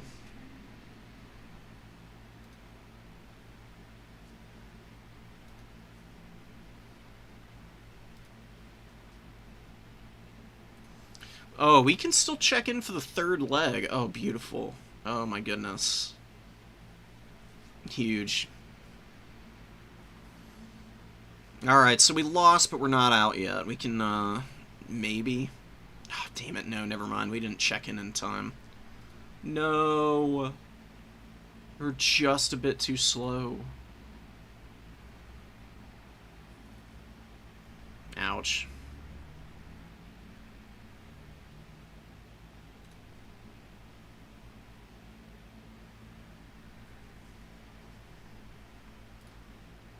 Let me message Otto. It says I'm checked in, though.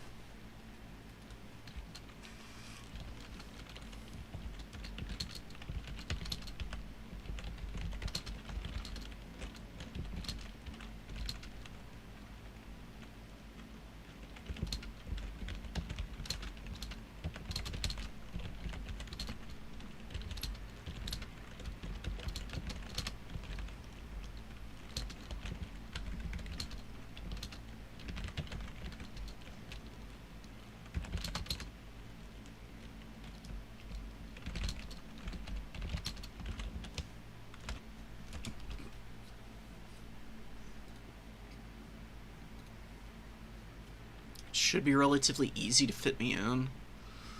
I don't really care who I play either. I mean, if it'd be pretty tough to take on Navigator, but I wouldn't even mind that. Just really want to get like one more game in. If Otto can't accommodate though, then I don't know. We'll play Menace. I've got plenty to do in that campaign.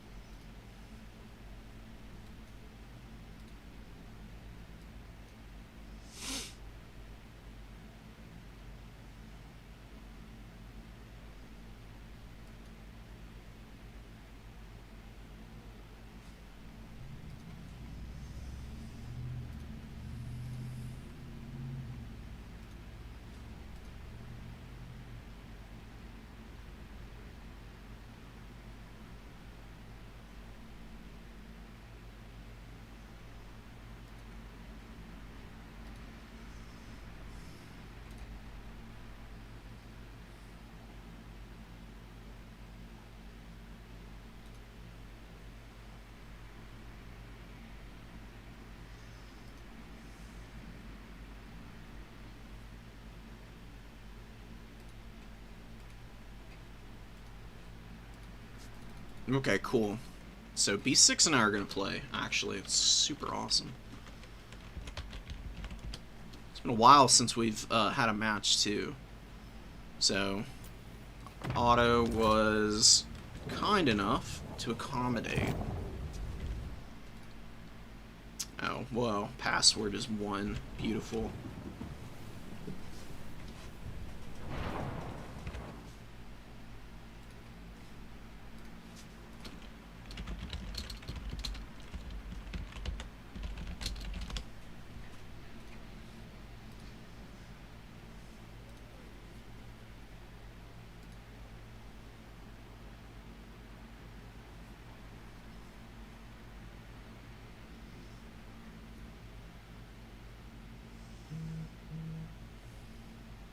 gonna be tough to get through to Navigator.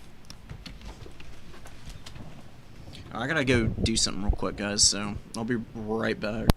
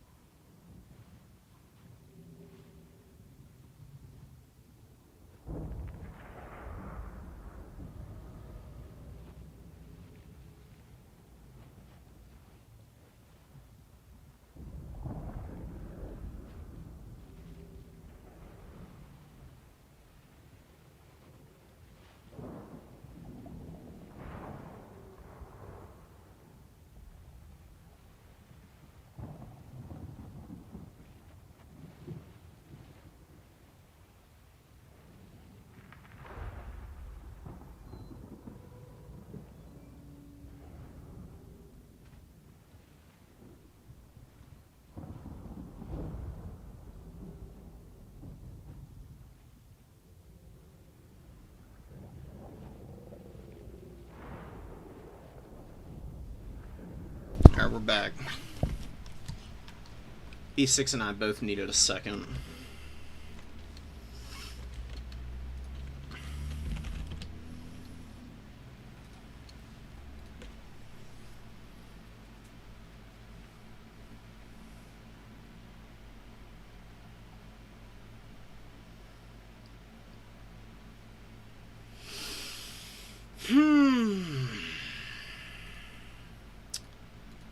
What do we play? What do we end up playing? Let me get the picker ready. Dude. And whatever. I mean, host or whatever doesn't really matter.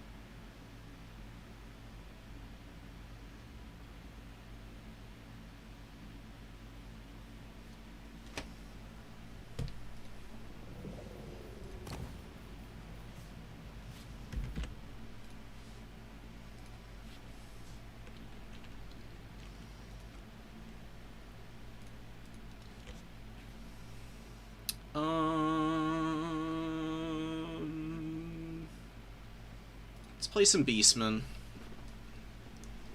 LMFAO, a Beastman mirror match? Are you kidding me?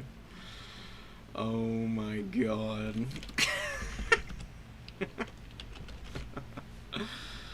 What the fuck, dude? Alright, well, we're gonna run it. Why not? That is absolutely bananas. I cannot believe this. This is so funny to me.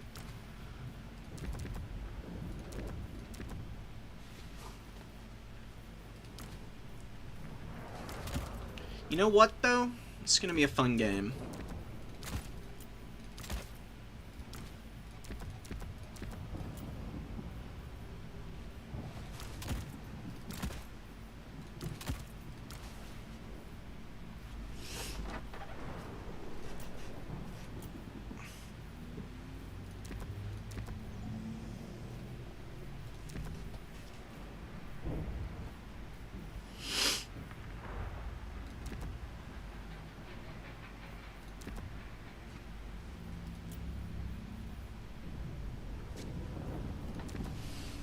Oh baby, I've actually got a crazy idea. This is a build that might just completely fall apart on me, but oh my god, if it works, it's gonna make me look like a genius.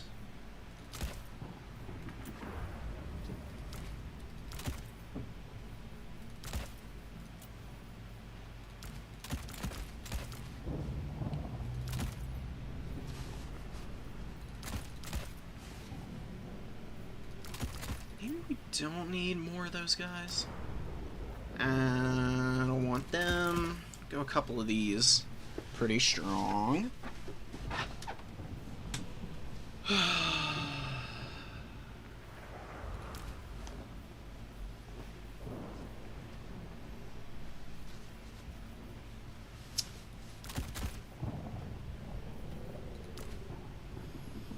What's a pestigore gonna do? Like 2 pestigores may not be bad. And cut the Manticore. We do the Manticore on the opener, and then we've got 950 left.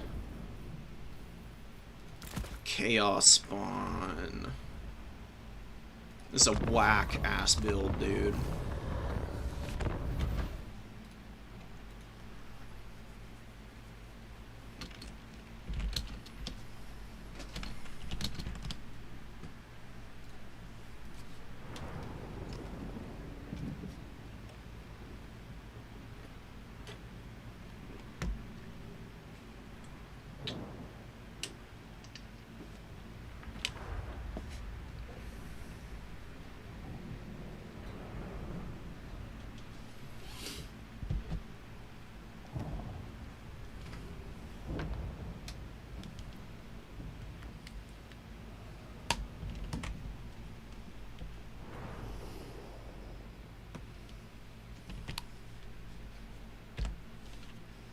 Oh, are we really on Cassars again?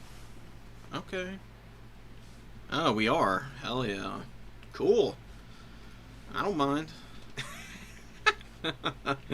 Another match over here is never really a bad thing. It's one of my favorite maps, personally.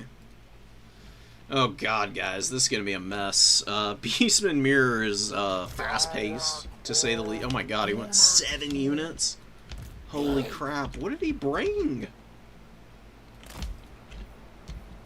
Did he go like, or did they go double Gorgon Jabberslife? That would pretty much hard counter my build, to be honest.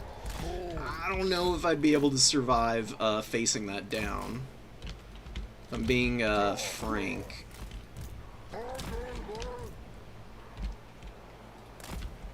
Make sure we have a nice spread of cap weight on the field. I didn't bring spears because I was kind of expecting to do something different. We can always try and Lord Snipe, though. We've got Spirit Leech. Just need to be careful with our own big stuff. Have Kazarak go over here and he can help cap early. We should be able to get a triple cap right out the gate. If we can't, then we're doing something wrong, honestly. And we do still have chariots. The chariots are going to be very effective at running stuff down, infantry-wise, even if it's decently powerful stuff. Slangors, Pestigores, a Gorble, Spawn, the Centaurs, man, I'm wishing I had Throwing Axe Centaurs now. Probably should have run those, but maybe we can just continue to swat all of the non-big stuff, if that's what we really run into.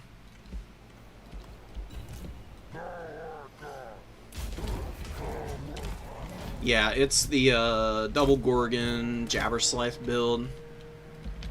With a nice core of Centaurs. This is actually exactly why we brought the Spirit Leech Caster and a Manticore. I think we might be able to do something here. We're going to delay this cap. Like B6 is going to want to get some attacks in early.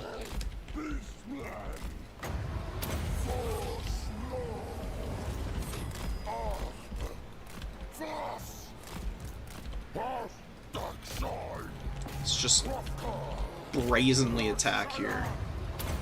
We'll overcast Just because we do probably need to for the time being. Yeah, the big terror-causing monsters just immediately rout all my stuff. I'm really not that surprised. We got a nice spirit leech off, got plenty of magic. We'll be able to continue this for a while.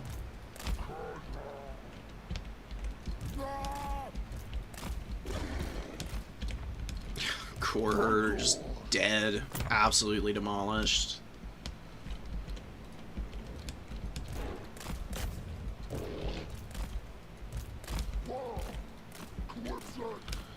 Yeah, it's gonna be pretty tough to figure out how to get this done, I think. Let's go bully these guys, though.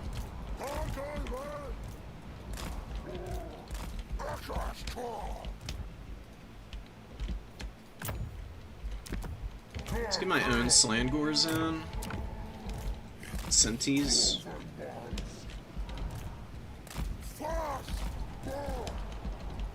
Kazrak gets a nice little charge off. He's got his stuff coming in.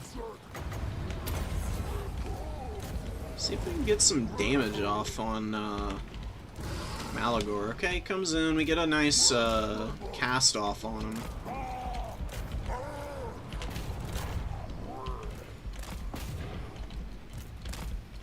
Let's run away. Let's get a Synthi over here. Let's run here. Unsummon here.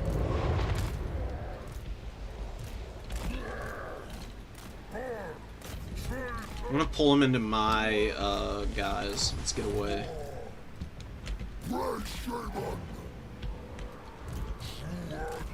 Okay, Kazrak, he bullies his way out of there, very fortunately. Let's just keep him going. Let's get another Slangor up. Let's move around.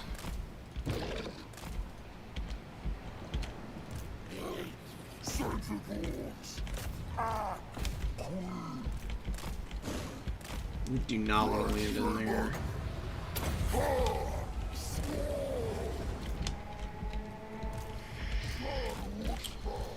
This is tough. This is really tough. My Jabberslith can barely even engage right now. We are running down a decent number of his units over here. Let's bounce off here. Let's get these guys away.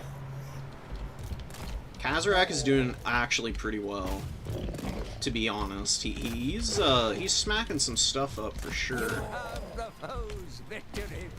It's Cap. Stole the objective. We got a lot of guys getting pretty stuck up in my dudes.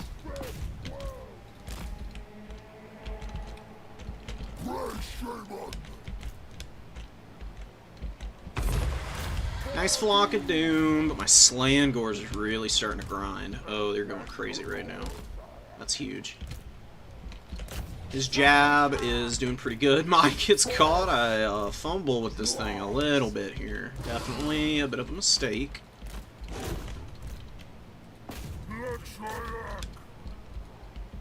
Where's the other? Oh, the other Slangor's in the middle.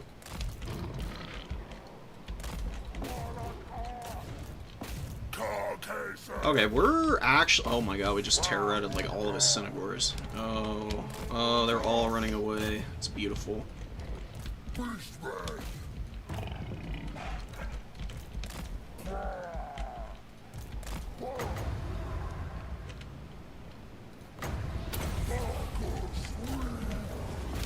Oh, run it all over. Run it all down, baby. Please. Keep doing good work here. Out of here. Run! Kazrak, run!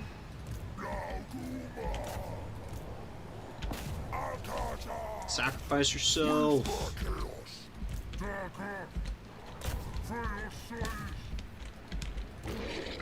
Hey, as long as we don't lose our Lord. Could end up swinging in our favor.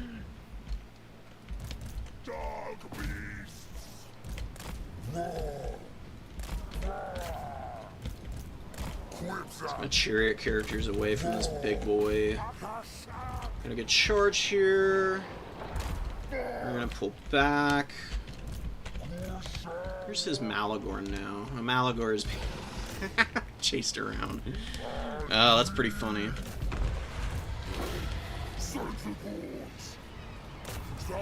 The lack of capway from my opponent is really starting to hurt him. He is definitely having a pretty bad time. Oh my god, just massacred those poor guys. We're gonna actually kill Malagor now. Yeah, that's right, Mally. No more of those shenanigans up in the sky, pal.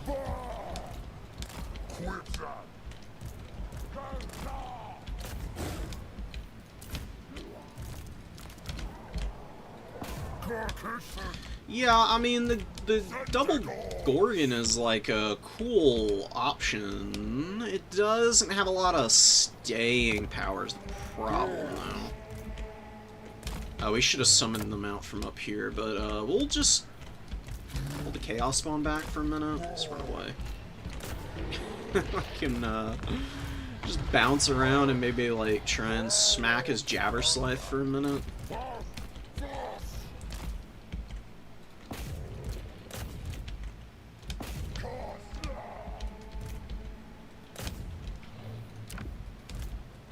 Let's go in. Yeah, that ain't going too well. Let's get both of our guys away. Let's go after these Goreherd back there. Run! Run, run, run, run, run, run, run, run, run! Alright, this should be enough to save this point. It's gonna be pretty hard to steal that. Mana Core might even get a Terror out over there, which would be pretty awesome. Let's get another Sentient.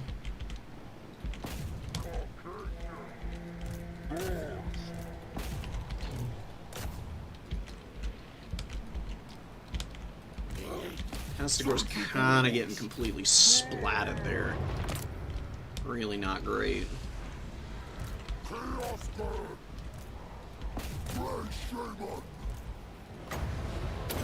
We're gonna Doom and Darkness these guys. Because this should insta-break them, and we just need to keep them off the point. Dive in there. Jabberslythe is gonna go down, but held nicely. Ooh, and we did win here. Hell yeah. Okay. Let's get in there. Oh my god, dude. Oh, these chariots are actually going pretty crazy right now. We're just gonna bum rush right here.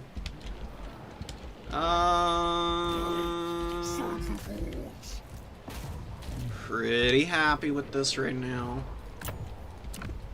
It's Unga Raider time. Unga Bunga Raiders can start shooting at the Gorgons. But Jabberslythe didn't really do much. I really wasn't expecting it to do much, to be fair, though. We've still got a lot of WOM in the back pocket. Which is going to do a lot of favors for me if Malagor comes back out on the field, which is, you know, a very real possibility, I would say. Let's get away. Jab can go back in. Go back in here. Actually shoot these Goreherd, maybe? Probably just attack the Ungor Spearherd here. TBH. The Spawn keep fighting the Jabberslythe.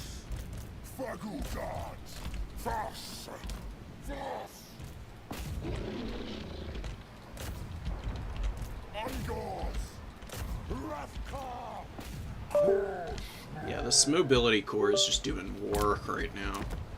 Oh my god. Please, don't do it, computer. Stop the beeping. Can't make me go crazy right now. I need my sanity. Just keep my Jabberslythe here to occupy attention for the time being. I knew it. Yeah. Glory is yours. There we go.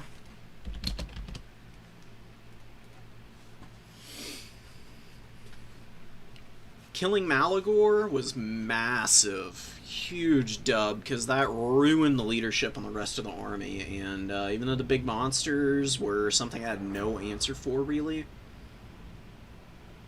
just completely shut down Malagor in the infantry play. And Kazarak only got 677 value, but he got a lot of kills. Kills are nice. Slangor's 1,000 here. Senegor's did great. Spawn honestly did pretty good too. Pesties weren't ideal, but just a lot of cap weight, decent mobility, and we were able to kind of outlast this pretty interesting build. I've seen it before. I almost lost to it the last time I faced it down.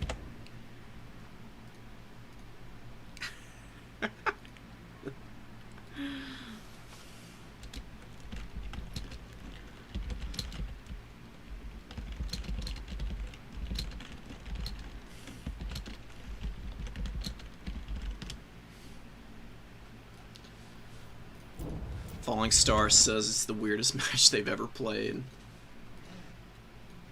Yeah, we had 2 Jabberslythes too. Like, what are the odds, man? Like,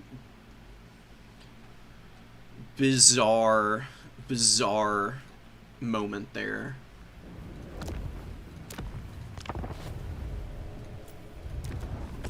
I do think the double Jabberslythe can be really strong.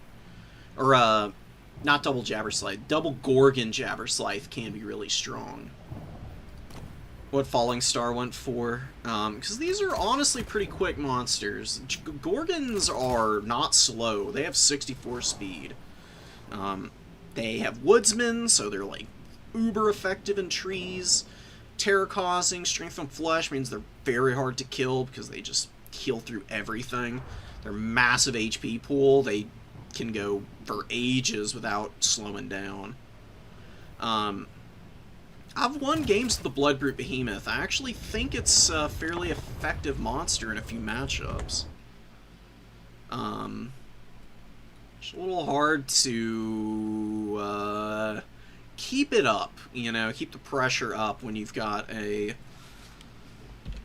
army that's equally fast. You know, Bloodbrute Behemoth and Gorgons in general tend to do a little bit better if your opponent is, on average, slightly slower, so it can actually catch things pretty easily. Wait, wait, why are we in the next round already? What?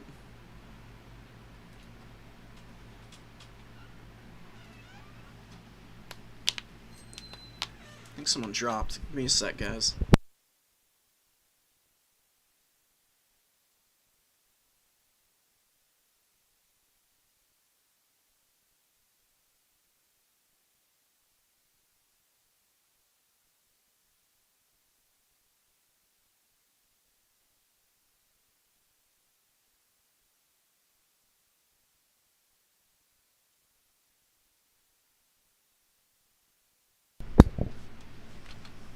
The person that we were gonna face in the next round dropped, I guess, so we're through to round 3 on a technicality, I guess. Much rather have gotten the game in, to be honest. Why is... why are you doing this, Windows? It's connected, I know. I'm so happy for you. I'm glad you recognize that, but you don't have to tell me every 5 seconds. I'm gonna go crazy with my computer. It's driving me nuts. Give me a sec, guys. See if I can fix that, because I know you can hear it on stream.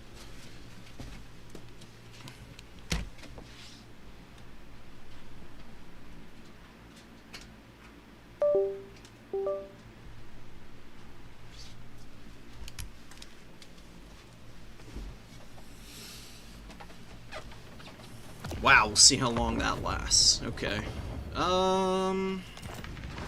maybe we can game plan a little bit. Who is on the other side of bracket from us? Let me bring y'all over for a sec. Where is it? Oh, because it's minimized right now.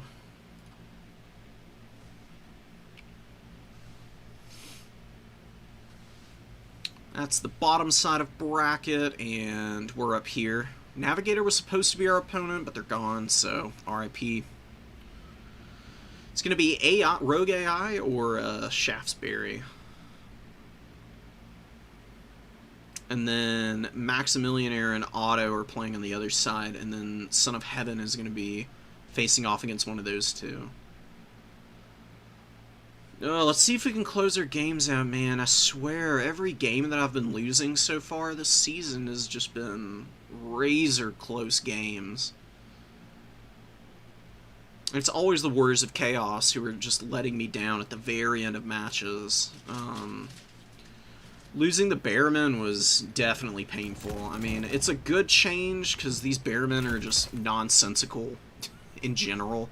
Really goofy for the Warriors of Chaos to have them and Norska, so I like it, but it does leave you with a lack of decent options for melee infantry because Chaos Warriors are just really not that good.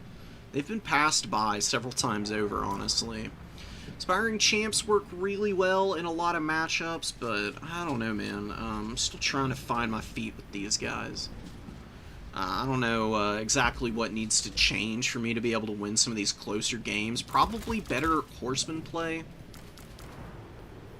Whenever I get good horseman value, I usually end up carrying the day, but I've been struggling with them as of late. It's definitely been pretty lackluster micro on them.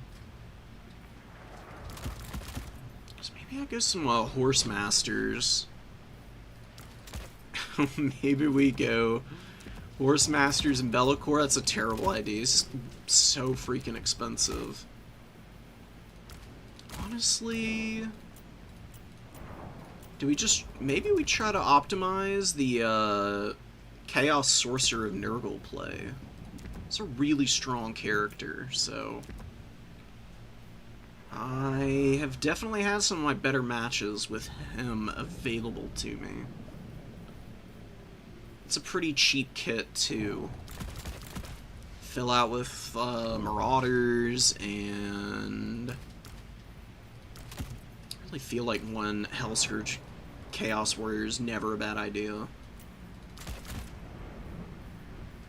Double Hellstrider and one Blood Beast. I just really love Blood Beasts. They're so good. They're fun to use also. It's nice to not need Troll Max every game. It's like you can get pigeonholed pretty hard into that.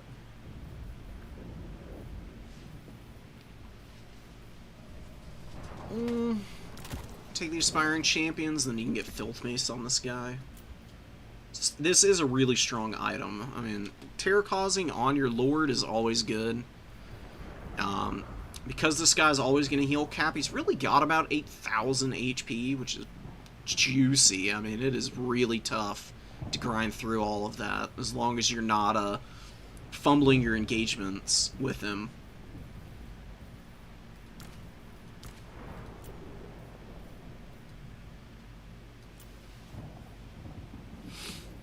I'm gonna go Forsaken.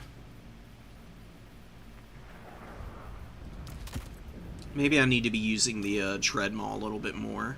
This is a really powerful monster, so... there's a reason it's limited to 1 again. Just don't know. Get a Mana Core, maybe another Horse Master. Maybe I should be using Warhounds more. Not bad. Good cap weight at the very least.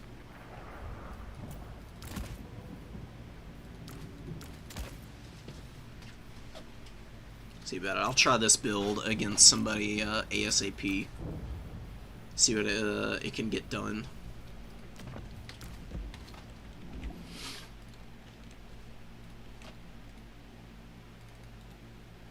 Okay, Rogue and I are up now. Super cool.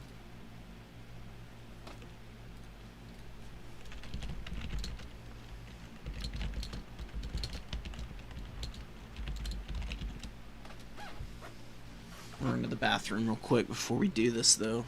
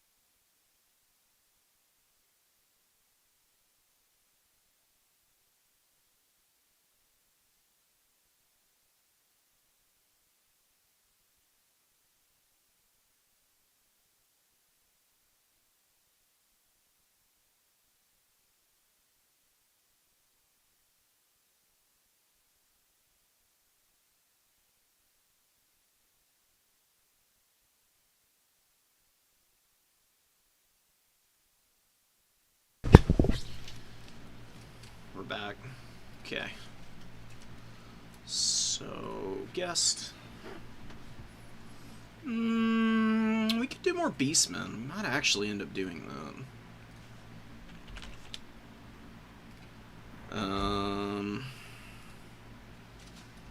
So tempted by the Warriors of Chaos, though.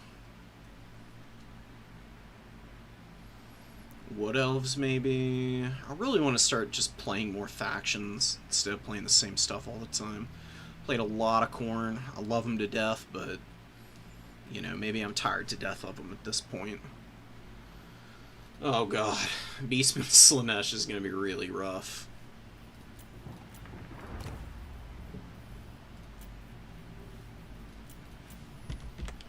This might not be atrocious, but we're going to need to play really carefully here. Bloodstreak Chimera is banned. I mean, we can't bring a regular one. Slangor is limited. So Slanesh is limited to 4 Forsaken or Slangors in an army, and then 2 Fiends Champions or Pleasure Seekers. So we're gonna have to play around all those guys.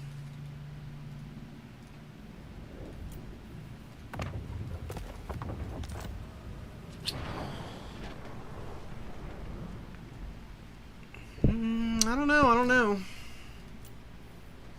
It's gonna be tricky.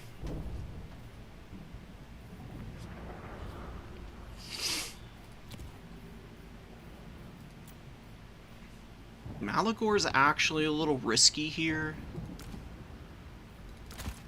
If he gets hit by Pavane, he just dies, basically. Morgur is really slow. He's really not that great of an option.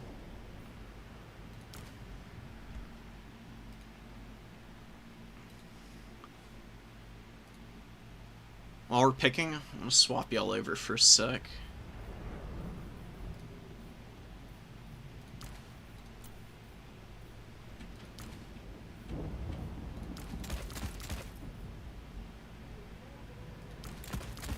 What? It went up 60 points. My collections disappeared. They're gone.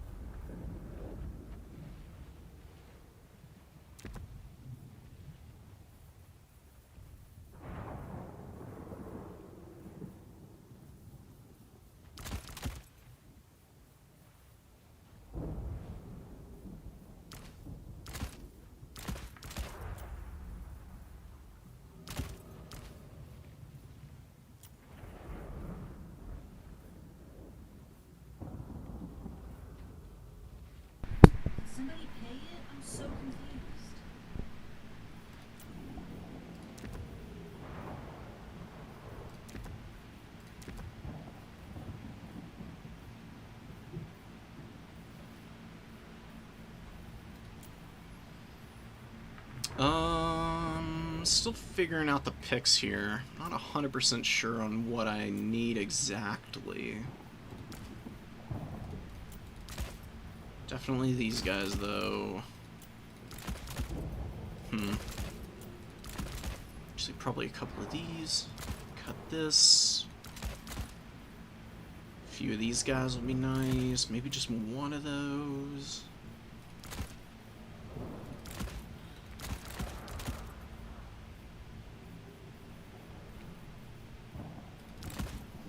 Ooh, that's actually a really clean spend.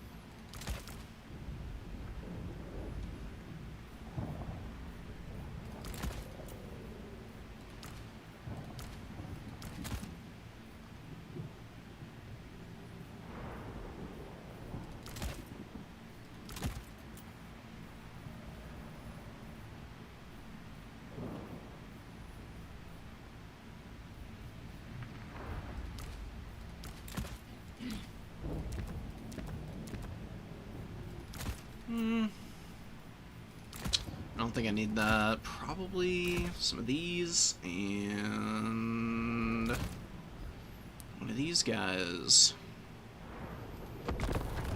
Alright, good enough, I guess. Okay, let's see what we can do.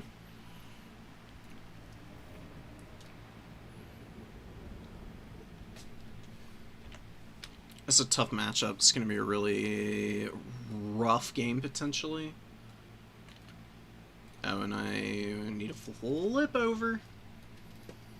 Playing so badly might take... It's honestly a good idea to take breaks every now and then. Yeah, they fixed... theoretically, they fixed the Dreadmaw. I haven't actually tested the Dreadmaw from reserve. Well, actually, maybe I have. I don't remember. I'm pretty sure it's fine now, though, Melkor. Doom Bowl into Slanesh isn't bad. I've actually gone for something a little bit... definitely off meta. This is a pretty bizarre build, to be honest.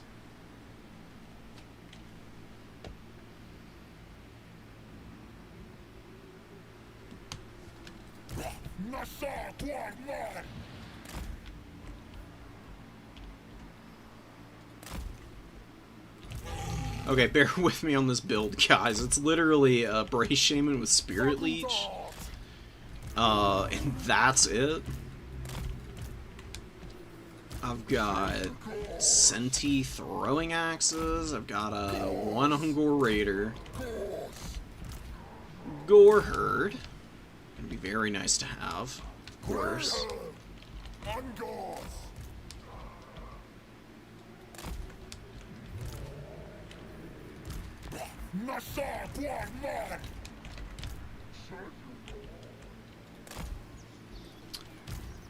Let's...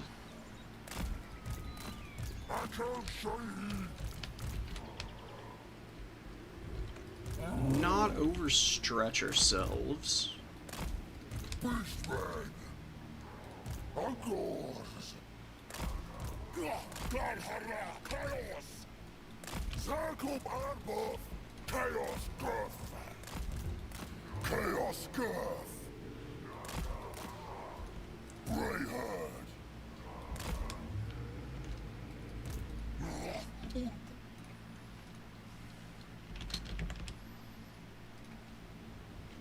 I mean, it's actually a pretty big Slanesh army. 12 units is surprisingly wide, quite honestly.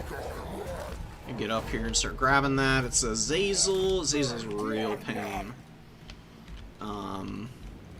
Devoted Marauders, Forsaken, 3 Horsemen, including Riders of the Mighty Serpent. Spirit Leech is going to be really good against Azazel. It's going to put a lot of pressure on him. I think we bring in the Butchers of Kalkengard, I think, just as the first summon.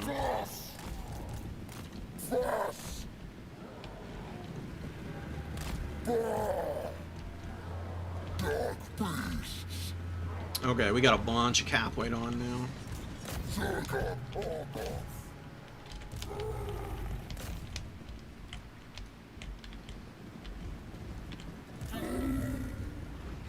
See if we can hit these Forsaken. Looks like they're gonna move. Killed one guy out of the unit. Pretty funny, honestly. Yeah, he's too far away. Not gonna worry about it then. Chunk here. Let's get back. Yeah, the Grog Hooves can afford a little bit of HP damage. We're gonna get the Butchers in now. Dark beasts. Actually gonna hit. Oh my god, this bozo. What is he doing? Bro. I need you to actually hit the enemy. Let's get all of our units off the high ground here. We're gonna really start building up. Oh my god. Can't hit anything. Dude. I'm just begging for the eye to get like a hit or two in here. Let's get the Slangors back. Let's rotate back around.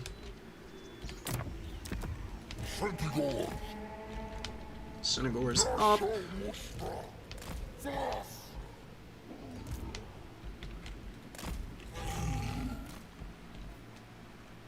Oh, he's sending over Fiends. So yeah, we need to prepare for an attack on the high ground here. He's probably gonna go for like a flank overload, in fact. Try and smack me over here. Now the Fiends are coming back over. Finally getting a few good hits in here.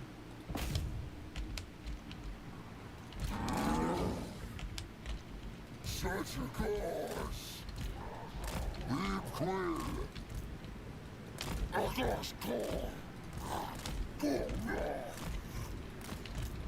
First.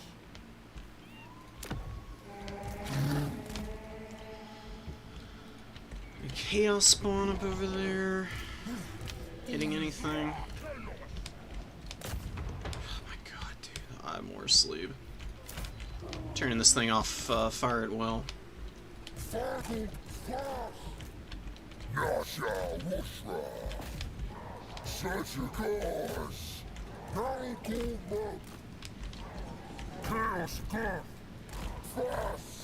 Just gonna cut it back, we're just holding points. He's definitely going for the flank overload. Well, if he wants to do that, let's send some stuff over there. Okay. Oh yeah, he's going for a surround here. That's honestly pretty smart. Come on, guys, like, actually get the hell out of here.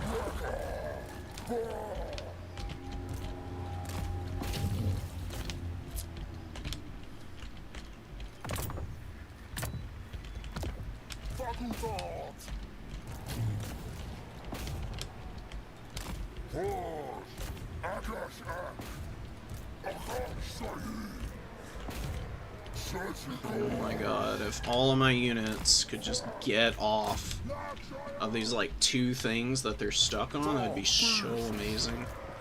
That's a good Phantasmagoria. I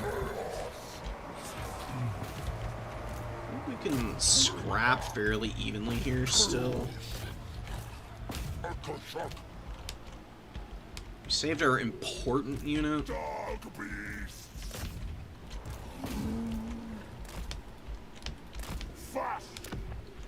Let's get another Sentigor out.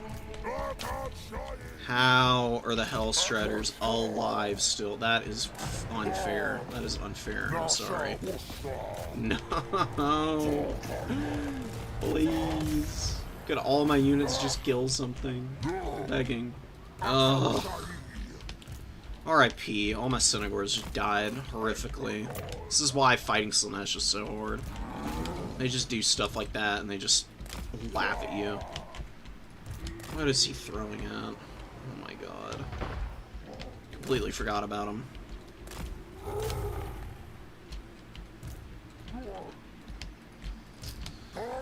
Okay, we lose a bunch of units. It is what it is, I guess. Just gotta reinforce the middle. Oh, here we go.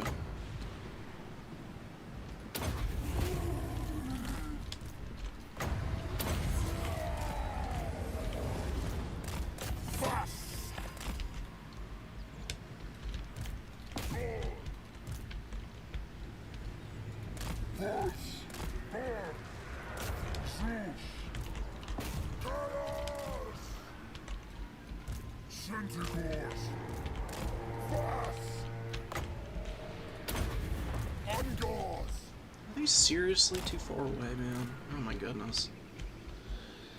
Please, be serious, game. Spawner alive, the Slangor's alive. Kind of brutalizing his infantry over here. Are we gonna net anything? Is he really gonna play perfectly around these guys? Why they're still moving and doing stuff. God, he's going so deep for that.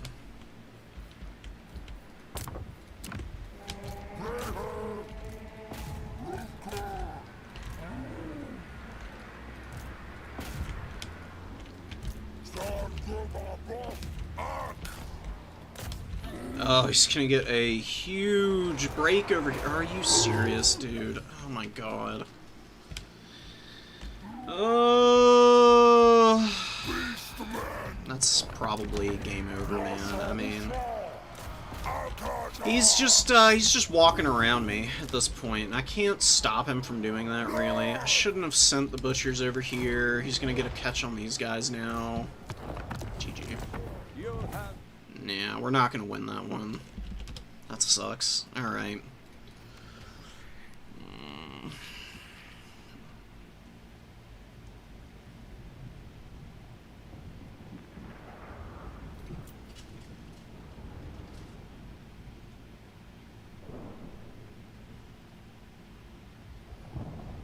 Okay. He had a pleasure seeker come in. That's what wrecked my Minotaurs immediately. Whatever. He just had all the answers. Beastmen just can't do anything into the Slanesh. There's just no way.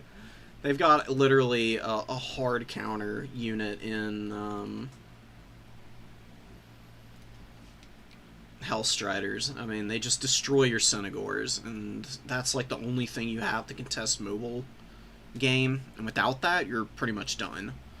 I was hoping maybe he would be a little too free around the Eye of Morsleep. I could get like a snare on something and shoot it up with my throwing axes and archers. But he just kind of walked around me. He didn't have to engage me at all. So, probably on another map that'd work. No way on Norscan Rise. It was wishful thinking on my part. Jabberslythe may have worked a little bit better if I wanted to go big stuff, or I probably should just go for more infantry. Just have like an actual box with like Zangors to stop all the shooting, and then all the gore herd in the world.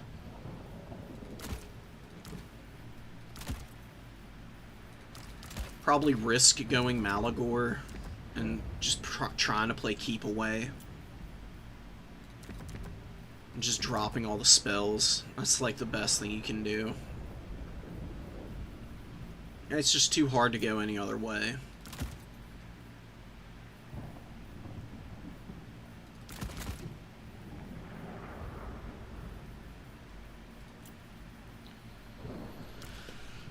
Maybe the Chimera can pressure in the sky. Maybe you can go Malagor and a Chimera and run down Azazel somehow.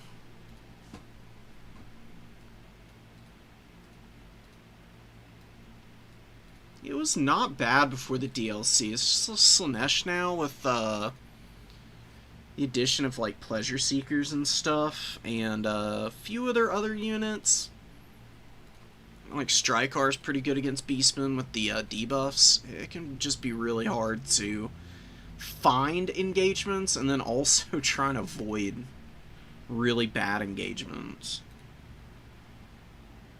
Figure it out one day. Let's play some Menace. Since we've been fully knocked out, should find something else to do.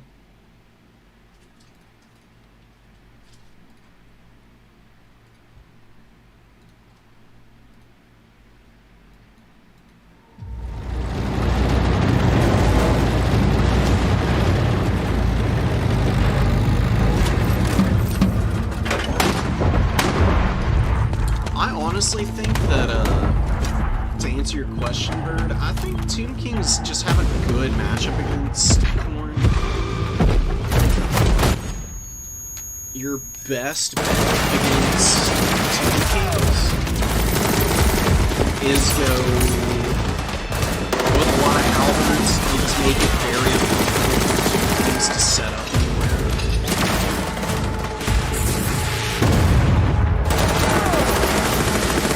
Get your corridors and everything to push aggressively against the constructs. Make sure you've got a couple Minotaurs for Cetra, but try not to engage Cetra early on. Try to just keep him in check with some mass. And force him to use all his magic, and then maybe you can get a good jump on him. It's just hard. The big monsters just ruin all of your characters as Corn. And then Cetra can pretty much single-handedly kill.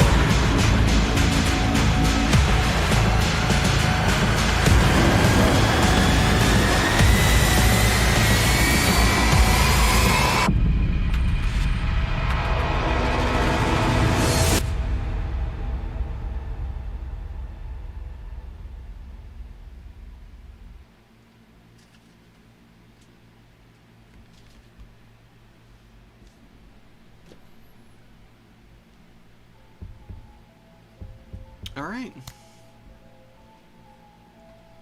I'm excited for where I am in the campaign. I've got a pretty fun final operation mission that I'm working on completing here. I've pretty much got all my guys set up. I don't think there's any adjustments that need to be made equipment-wise.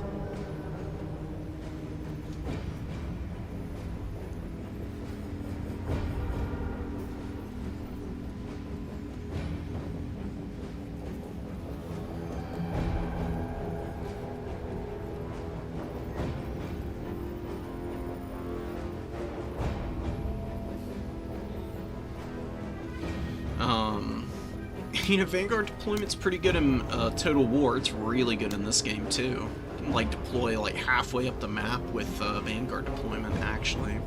It's really good. It's nice for some of the slower squad leads. This guy's super accurate, but he doesn't move very fast, so...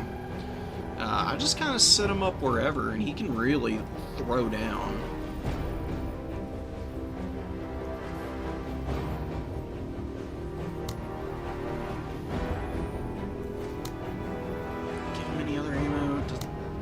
So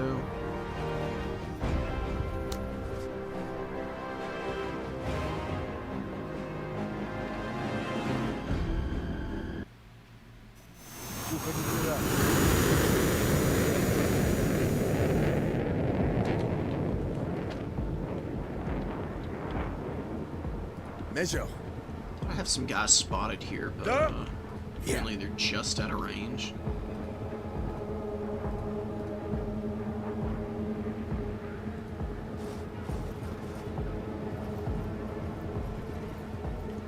Civvies over here. Basically just hunting down bots. That's all we're doing here for this mission.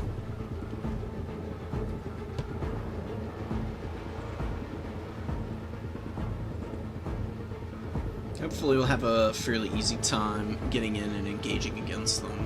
Alright, guys, let's catch a trace. From there, we'll move my dirtbag son up.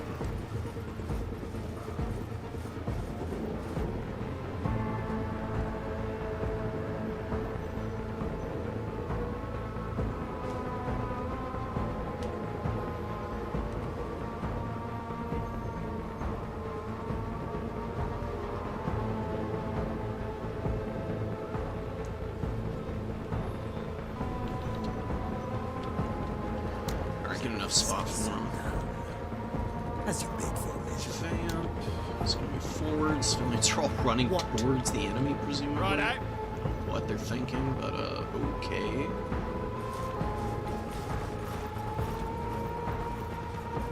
It's a huge building. What?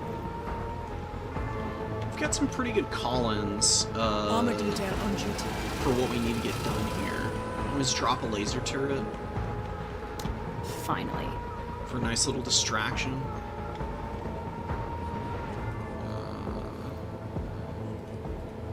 You can take one more step.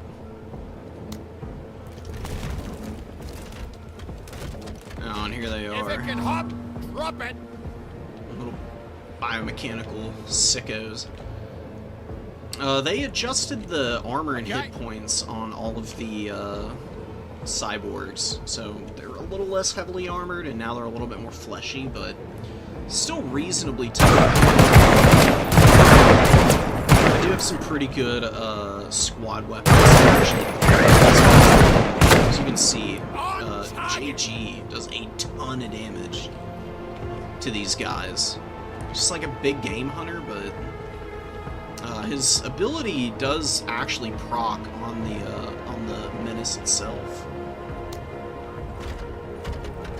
Glassing targets. Давай!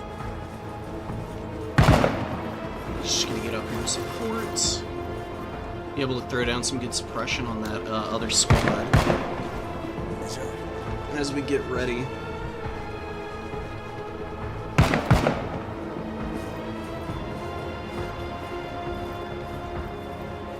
Yep.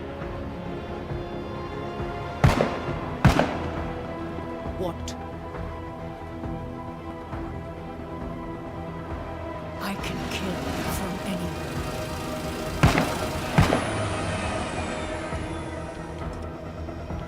That unit's just gonna bleed out.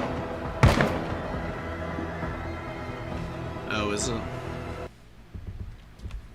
Oh, we can adjust that.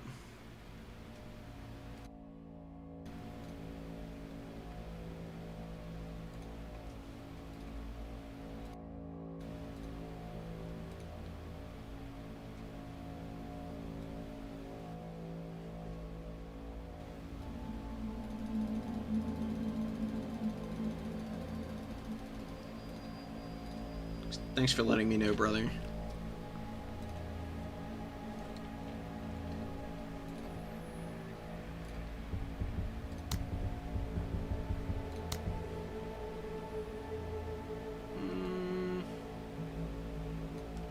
It's probably the effects. Drop the music a little bit.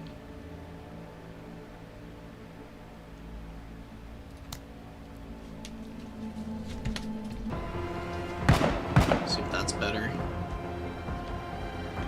I think we really need to move her in. I mean, we've got two squads here. You can deal with this one construct drone. They're really not that threatening, so I think just taking a better position, actually getting a little bit of cover from my vehicle is the right way to go.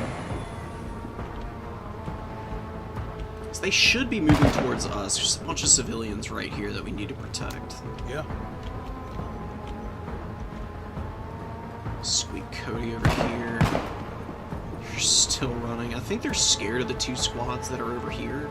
Finally. Probably just gonna run smack into some other guys though up there.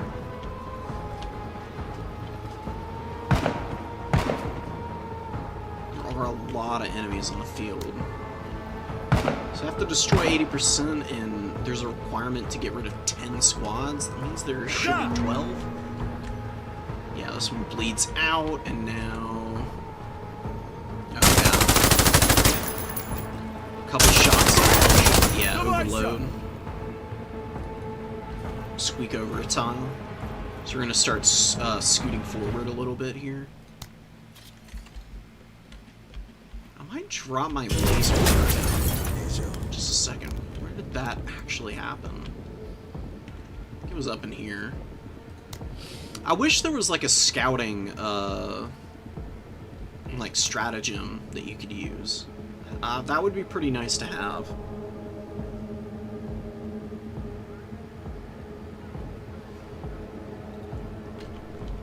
We'll save the turret for when we actually see something. All the isolated drone squads.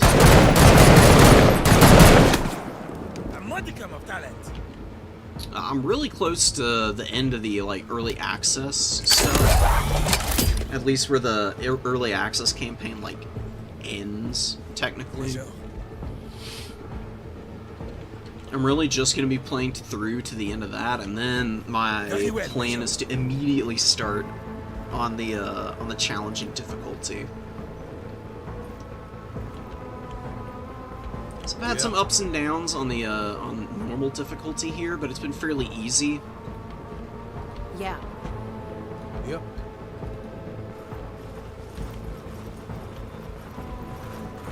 Easy enough that running in on Iron Man, I haven't really felt like there's been any real danger of a game over. What?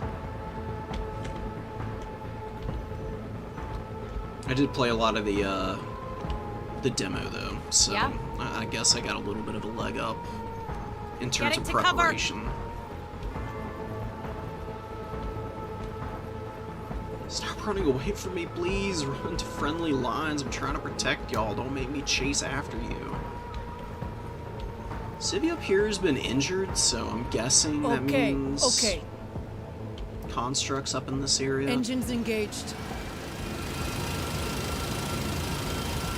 Love the vehicle models. They're so sick.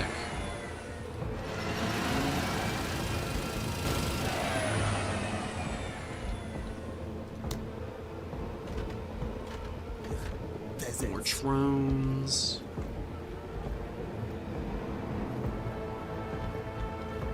I really just want eyes up here. What? See what the plasma. Ready for this? That was lackluster to say the least. What? Wow, that's kind of whack. That is not good. Okay. Let me have Oh them. god, there's a gun crawler here. Okay, I think this is where we drop our turret then. Just drop it here. And yeah, immobilized for a turret really isn't that bad. At the beginning of the turn, by the time it wears off, the turret should be on the ground. You can start to really lay some damage down on these guys. I'm never bringing the plasma again. Game here! Unless it somehow magically isn't as bad as that last round of firing from it. Beyond disappointed.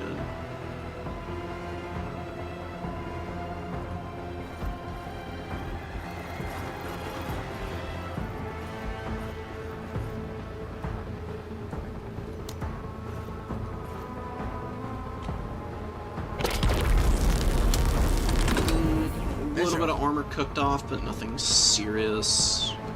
Could take shots with the marksman rifle. It's pretty effective.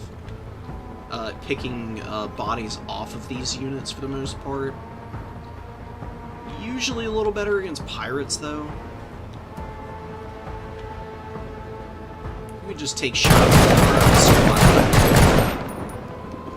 because the hammer assault rifle is most appropriate. It tears apart these little drones.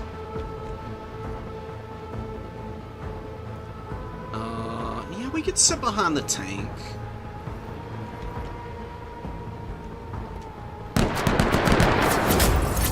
crawler over here. There's just noticed this guy hanging out. Yeah. These little bucket heads run in and Get try to there blow yesterday. up on you. They're really annoying to have to focus on. Because they actually have quite a few hit points.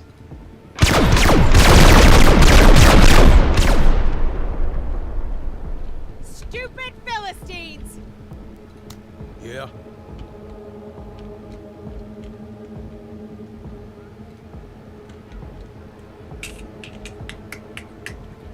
Probably... Oh, this is definitely the way. We're gonna drop our AT drone here onto the gun crawler. This will do pretty good damage. Just to start wearing it out.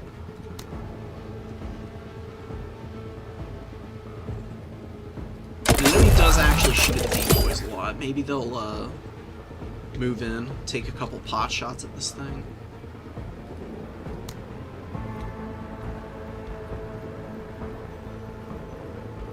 When I gave him the camo kit and the Got visual thing. on targets. It's about time, mate. I want to even just drop the missile here. I mean, if it hits my turret, honestly, whatever. The turrets are more of a distraction tool than anything. There is a lot in here. There's another squad up there too. If you Coordinates received. didn't catch it.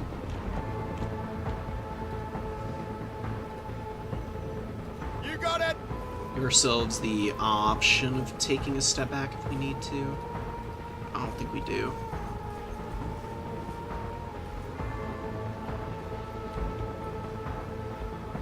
The gun crawler up here is what I'm more worried about. Cody, I think, Visual though, with his acquired. RPG, can go take it out. I talked about this thing on stream the other day, and I was like, why is this one so much more expensive than the other? Just has far superior stats. Well, the reason is because you don't have to deploy to shoot it, and it costs 20 less AP to fire than the PAL here, which does do a little bit more damage, but honestly, the utility on the RPG-2 Right, is pretty crazy. Measure. Done. Yeah, we need to keep all these guys pinned down for the time being.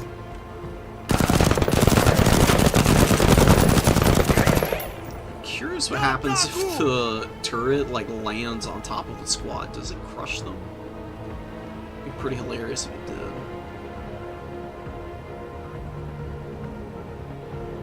Yeah, we'll have Yas take one step back. Oh, there we go. Very Also good. did damage Fuck to them up. the enemies here.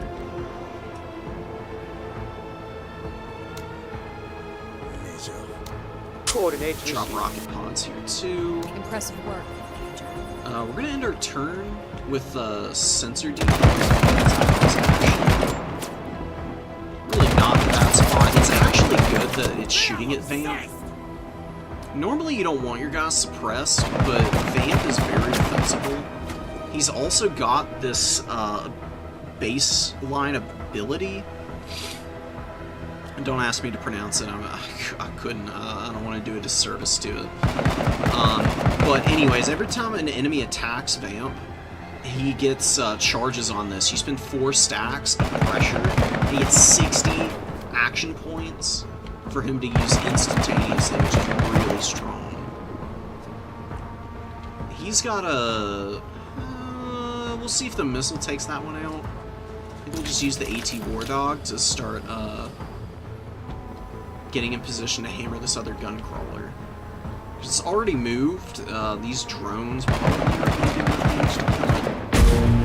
We can, I don't know if taunt stacks, but we're going to use the 3 taunts just to find out. Nah, doesn't.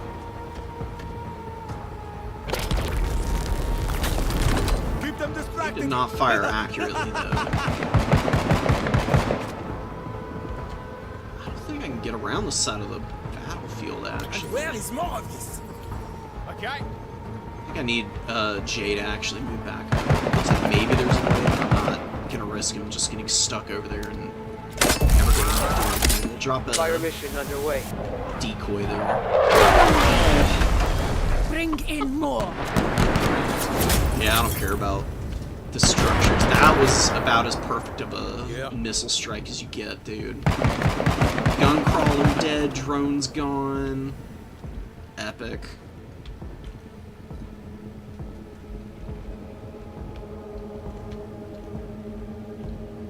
I'm gonna advance Cody pretty aggressively here, I think. If we spot any new enemies over on this side of the field, he'll stop. Otherwise, he should be within a couple tiles of being able to fire at this guy, which you really need to take out quickly. There's more of these dudes. Movement! Yeah. Getting a little close to the sieves. Ooh, okay. Take a step forward. Oh, pop pills.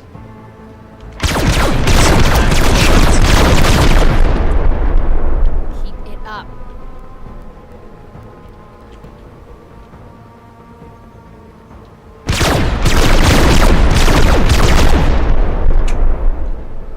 Alright, well, we didn't kill him, but decent damage. Hopefully the civilians back up a little bit more. Just keep themselves nice and safe. Can we move and shoot twice? No, we can't, unfortunately. The tank gun is really good, but it costs quite a bit of AP to fire. More! I can't believe she missed. Okay, that actually did good damage. Finally hit and killed 2 models instantly.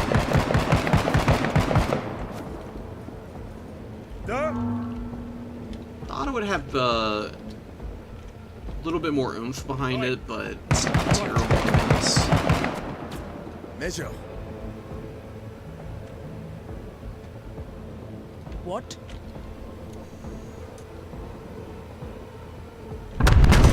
Make them pencil pushers That's proud! the first time I've one-shot a gun crawler. Oh my god. Oh, and she blew it in half, too. Nice. Good job.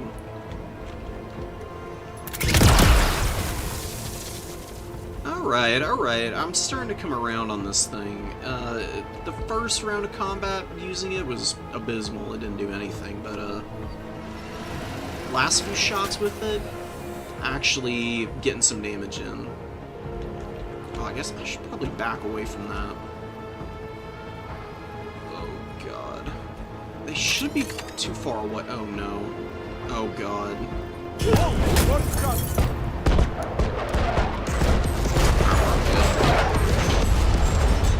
A man could get addicted to seeing something like that. We've blown up like half this little settlement, but hopefully they don't have too bad of a time rebuilding. It's better that than I actually did keep the casualties down pretty effectively.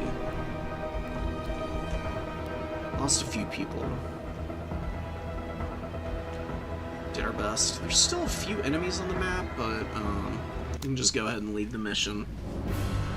We've accomplished all the main objective. We only failed the destroy less than 3 structures. We didn't blow that many up, though. Alright, we'll have to swap Jean out, 'cause she's getting exhausted. Got a bunch of damage done. Didn't get a lot of kills, though. Rebel is just the one doing all the heavy lifting.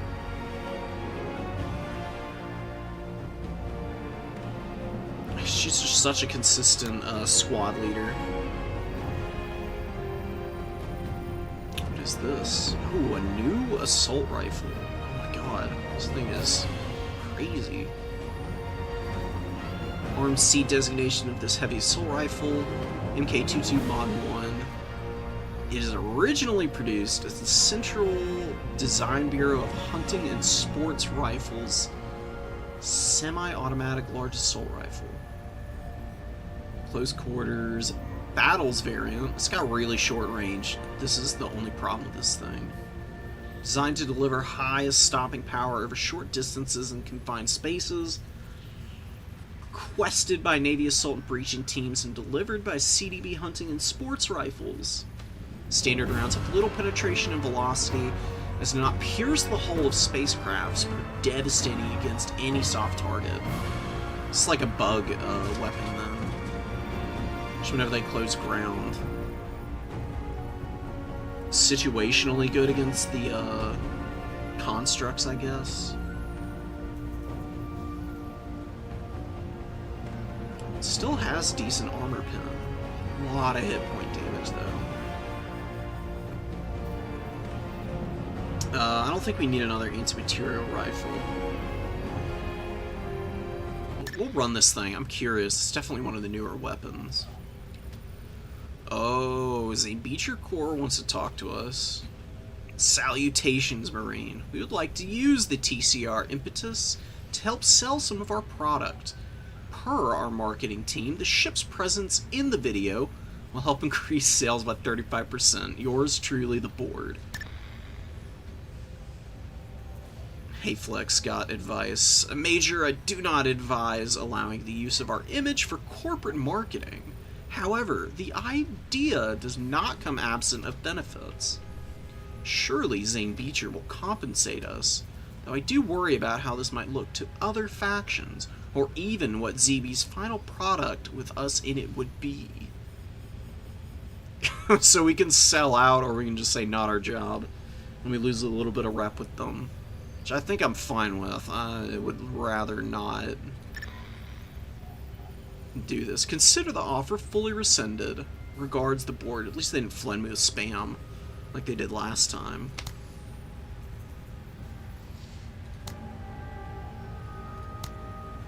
They basically did a DDoS attack on us last time we told them to get lost. I do believe I need to rebuild the XWU so I can get manpower each time I beat a mission, because I've got a decent number of squaddies, but I've got a lot of squad leaders, and I'm maxed out basically at this point, so we've gotten a lot of use out of the salvage teams. I mean, I've got a ton of stuff here anyways, so we've also got most of the gear that we could possibly need at this stage of the game. Not really concerned with saving up more trade goods. We'll just proceed from here, happy as can be. I think we're very well set for the last few operations.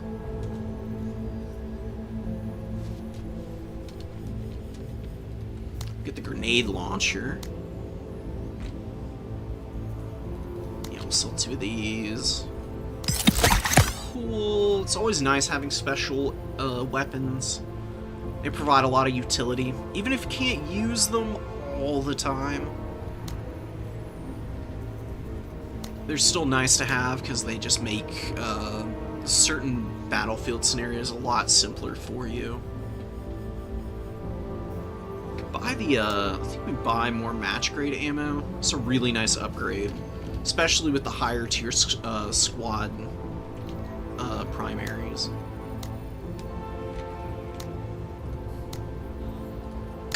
We've still got some trade goods left. None of this stuff is particularly useful. Also got most of it. The Neurodin injector could be decent. Always give it to Jean. She gets extra uses out of the all the drugs. She's got the right hookup, apparently. It's this resourceful ability. This is definitely really effective on her specifically. She can kind of turn her squads into like the like a primary like frontliner, with how cheap she makes everything with the Economics 101 and extra uses on all of the buffs. Go fight some pirates. Metal workshop. Increased armor is pretty terrifying, actually. Might need to do that one. Rescue chance for squatties is improved. Doing that one. Get more supply points. What's this? Rogue army, equipment. Ooh, increases the deployment zone. Doesn't allow us to do the metal workshop, though. What is this? Increases hit points. I'm not so worried about the hit points. We've got good enough gear to get through, extra of that. It's the tougher vehicles that I'm more worried about, honestly.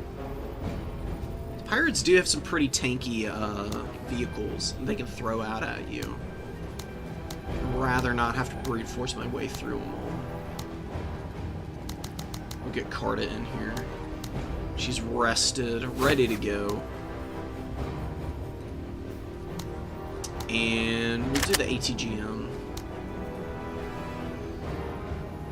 And the explosive reactive armor is very effective for Rella specifically.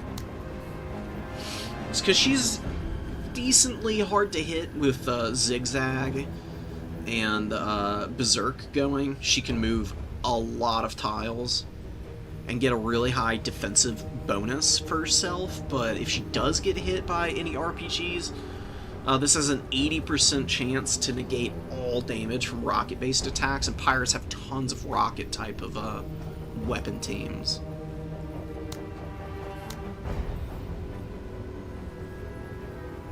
I think we actually run this on Carta because she is going to be jumping in and out with mobile infantry a lot. She can definitely make pretty good use out of this. And it does have longer range than the PDW here.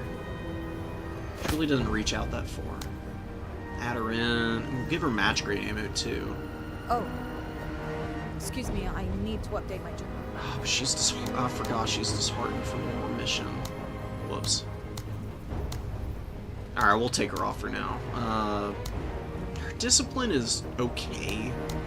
Rather not risk it though. We'll just get Tech back in here.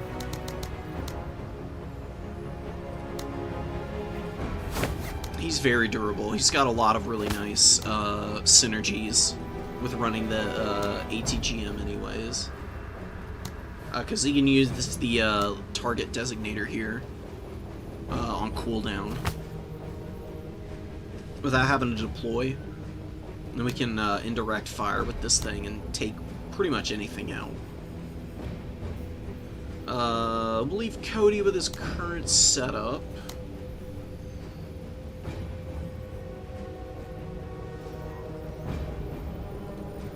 Worry about whatever gear she needs later.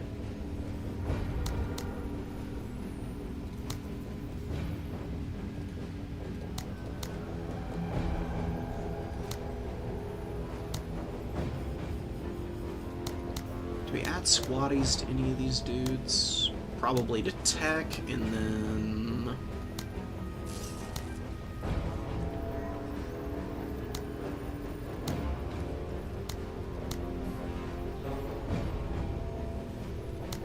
yeah, honestly, I feel pretty confident with this.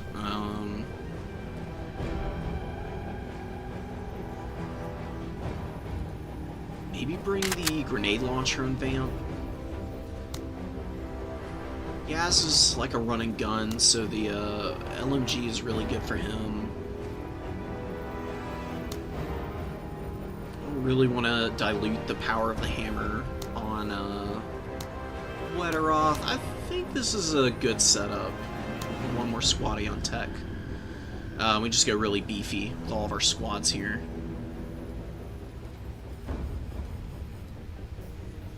He can set up over here. There's a little bit of cover there. It's a pretty good area for him to start off at. I'll keep Tech and Vamp by the vehicle. And then Yaz and Cody here kind of move up on the right flank. We'll just have the vehicle and the other two squads go hook up with JG here, so he doesn't get caught out. He should be okay where he is for one turn at least. He'll need a little support after that, though.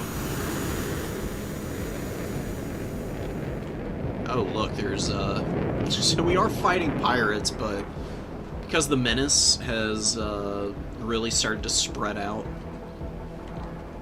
they've got units deployed on most of the battles that you run into. Oh, look at this. What's this? Chain gun team and a boarding commando. Hey, visible right out the gate. 2 tiles.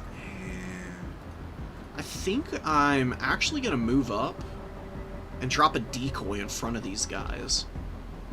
Because that should occupy them for a turn. And then, Coordinates received. drop our turret here.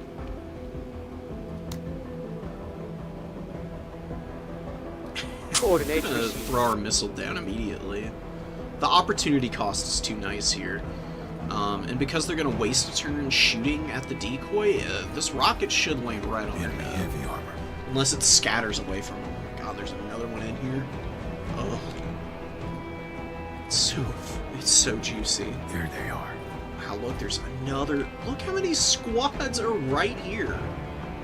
1, 2, 3, 5 guys. Just all hanging out. Coordinates Every received. bit of ordnance immediately.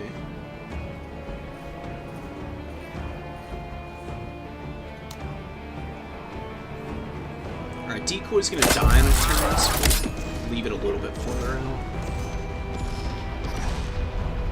Sounds like pirates are fighting with one of the other construct units that's on that field somewhere. I don't think I really want to move up all that far, to be honest. So these pirates will put down a lot of firepower. I mean, they're not very accurate, but they can suppress you really quickly, and that's, I mean, as good as dead for a unit in this game. We throw our armor towards these guys. The only one that can really put pressure on Rella from here is this veteran scavenger. So they do have the, well, this one doesn't actually have a RPG. It's got an AT grenade. Boarding commandos can kind of jump pack forward to get after her, but I think she's far enough away. She might actually be one tile too close. Whoops. Let's see, though.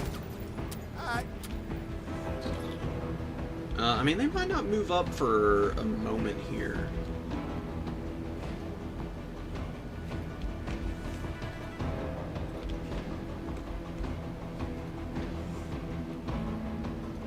We'll get tech moving in. We'll suppress the chain gun team.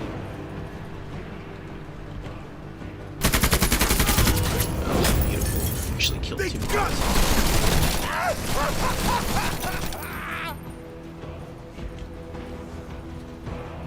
Die! The bomb structs are moving away from me, which is nice.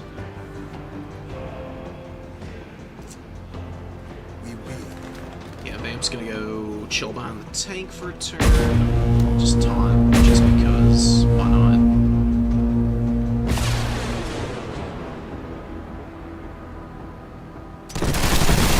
You're not dead. I looked way worse than that. It's not a competition on who died harder, bro.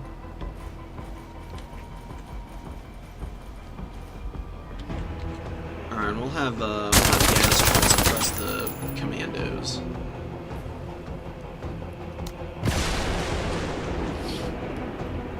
They're just jumping around. Here we come! It's about time, mate. Oh my god, his range is so wild with the match grade ammo. Scoot forward though. A couple tiles. Still out of range of the pirates. Yeah, by a fair margin, there's no real easy way for them to close the gap either.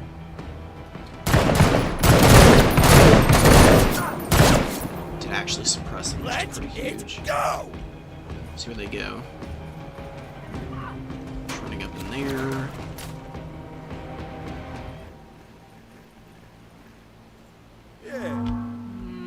Probably not going to hit that much in here, since so many of these units are kind of pushing away, but I actually think it's going to be pretty... I think it's going to be pretty nice. I think we're going to actually get a good amount of damage. Fuck you, gate These guys rippers! pinned down. Make sure that those pirate commandos can't go anywhere. Fire mission underway. More, Major, Another more. perfect Damn, Major, I missile love drop. Don't catch one! Turret's pretty busted up, but it's a whole turn that this boarding commando is occupied shooting up. What are these? 2 chain gun? Yeah, 2 chain gun teams. Let's work on whittling this guy down. I don't think they've moved yet, which is a little bit worrying. Could just have Cody spend a couple turns shooting at them. His accuracy is good enough to, I think, keep them pinned. Some well-placed shots. Hey, your problem be solved soon!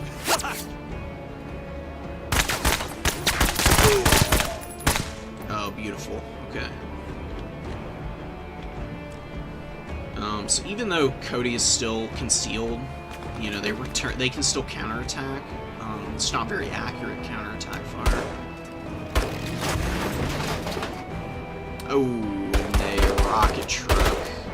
It's gonna be a little scary.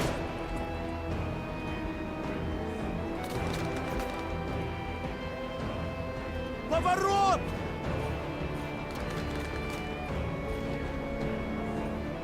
Out of range. Let's just suppress here.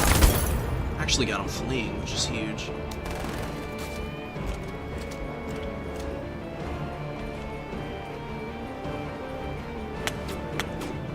Pirates are just holding in the capture zone, so it's gonna take a little time to wear them out. This veteran squad gets dive bombed by the shamblers.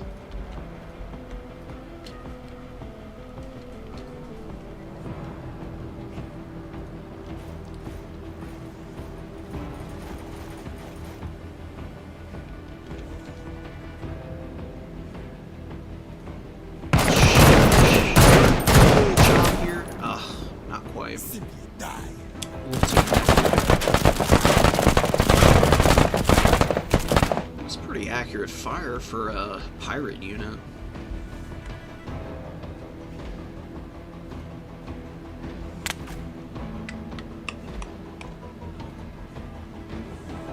I think we actually move her up over here. Could maybe even get lucky. Nah, the accuracy is so bad. That's really the only thing to shoot at right now, though. Unless we just roll forward another 2 tiles. Might not be a bad option. I wish I was in range of these guys. Is there any way to? Nope. Let's take shots. Didn't get the kill. That's okay though.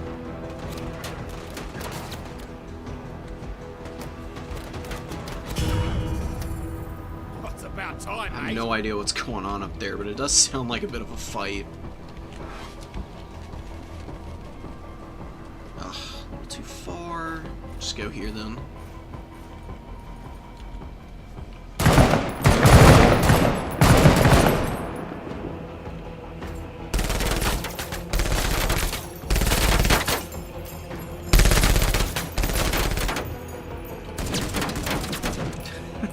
Just can't finish this thing.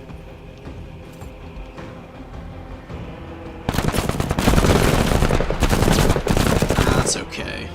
Keep your eyes open. Help's on the way. Honestly, that turret surviving what was essentially 2 rounds of shooting is pretty freaking amazing. Yep.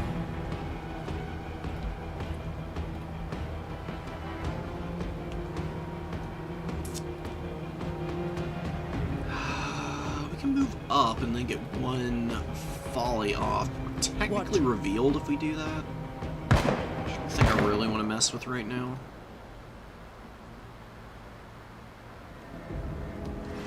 And squeeze forward one more time. We should be able to get 2 volleys off against the boarding cannons.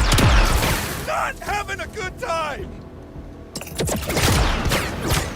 It's a little inaccurate, but it does a ton of damage when it actually hits, so kind of coming around on this thing.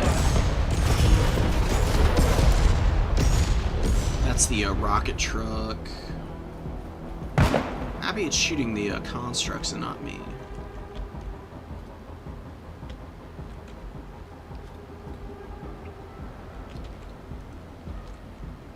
Yeah, there'll be 1 tile out there.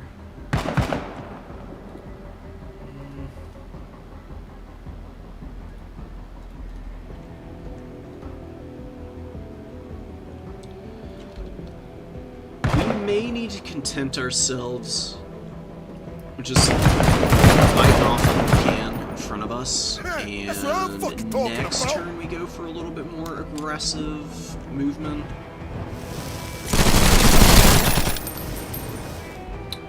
Oh, the Shamblers right up in there. Yep. Alright, Cody's got really good spotting ability, and now he can actually move up and get a shot off. Oh yeah, there they are. These things are causing a lot of mayhem for the pirates right now. Pretty good damage. Are we still in this? And those guys are suppressed.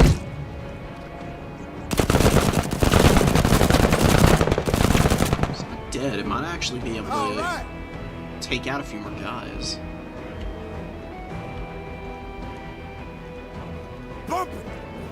Tech can slow up.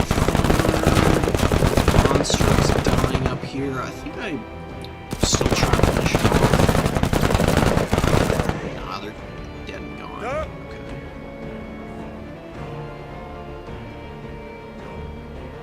Okay, those guys are retreating, so Yas is going to go for the whole bite here. He's going to move up really far. This could be an overextend, but I think he's in a fine enough spot. It's about time, mate. Mm-hmm.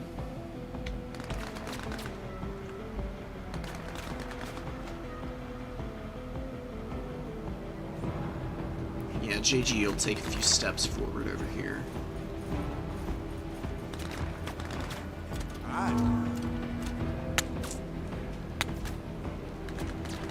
Tempted to wait a couple times with decoys, which I think I'm gonna go ahead and do that. Shambler's gone. Just because these pirates are really about to run away. Not too fussed about them and what they have going on. Yeah.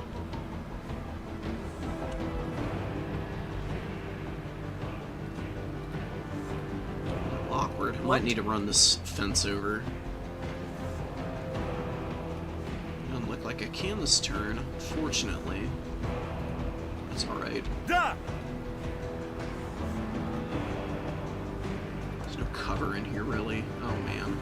Behind our turret remains.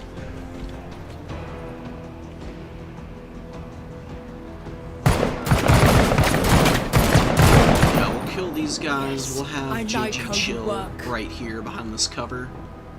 Keep this flank open for ourselves. Throw down some trip mines. I don't think anything's coming for him, but just in case.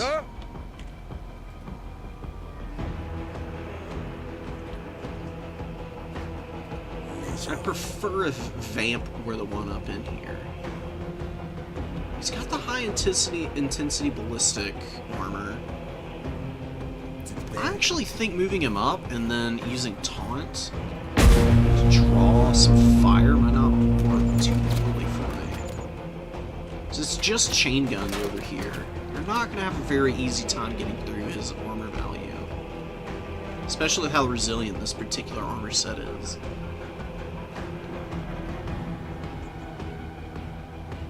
And then Yaz can get in this really high quality cover. behind that. Yeah, there's scavs. It looks like the chain gun teams have run off. I don't know where they went, but try and keep a close eye out for them. Yeah. So they could cause me quite a few problems. I might send Cody around the flank here then, just to poke around. There they are. They're hiding behind the boxes, whatever these are. Little storage containers, maybe? I have no idea. Now that's a force of nature. I think we're gonna wait one more turn. Still a few enemies that need to move up. Pro blast in the oblast!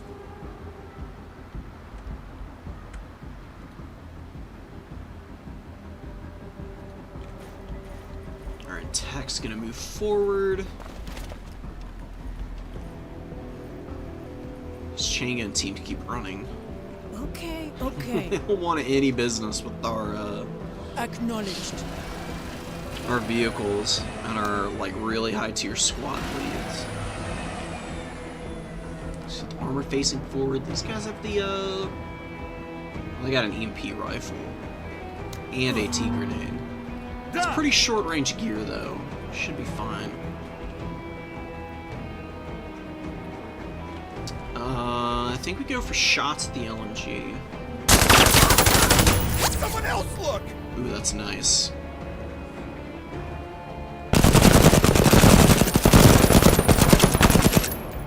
Repelled!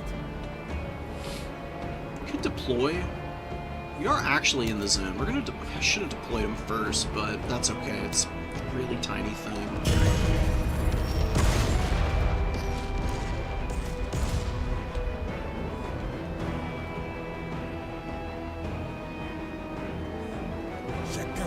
Let's move up. I think we'll be in range for the grenade launcher too. Right? Yep. Gonna hit. Ooh. Oh, that was devastating. God. Sorry, guys.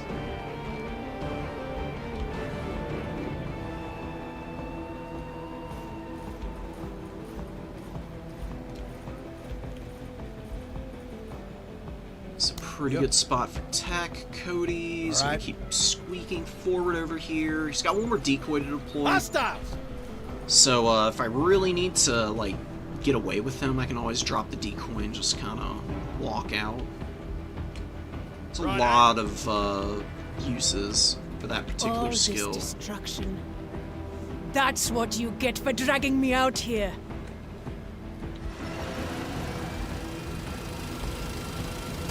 I'm not complaining about the job you're doing.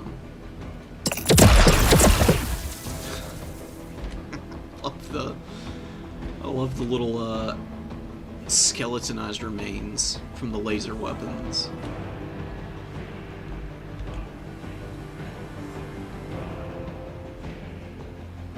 I think that might be a little too close. Oh, and there's the rocket truck hiding behind here. Cody should be able to hit it with the RPG. It's about time, mate. He's gonna keep hanging out here. Cody, are you gonna be able to do it? Or we could just use the War Dog. Let's actually use the War Dog because I want to see if it one-shots trucks. Because I'm not 100% sure on that. That's right, go on and get. Perfect. Does in fact. Move into cover! It's a huge kill there. I don't think we need to move any farther forward with Tech. I think we just get him up behind shot blockers here. So he's on point, protected from fire on the off angle, and then he can just hit whatever comes into the zone that might move up a little too close. Is there anything to designate over here?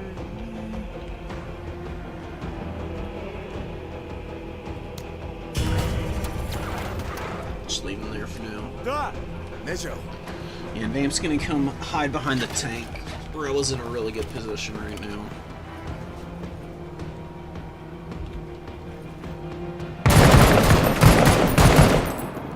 Hell of a shot! Damn right. You know, the AT War Dogs are functionally also a scouting tool.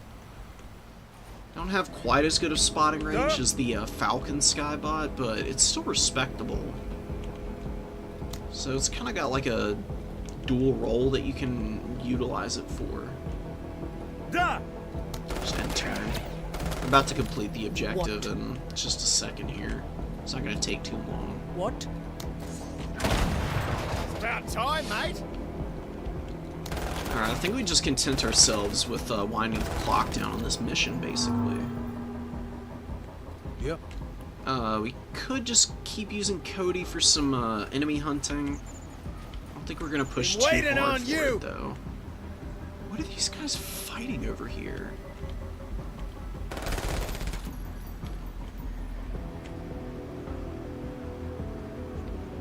Firing up here. These guys are like faced off the other direction, though. Enemy hardware. And a chain gun truck over here. Let's just disable it for a turn. Just to mess with them.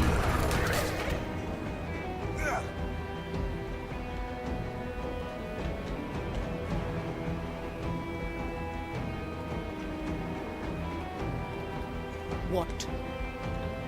Measure.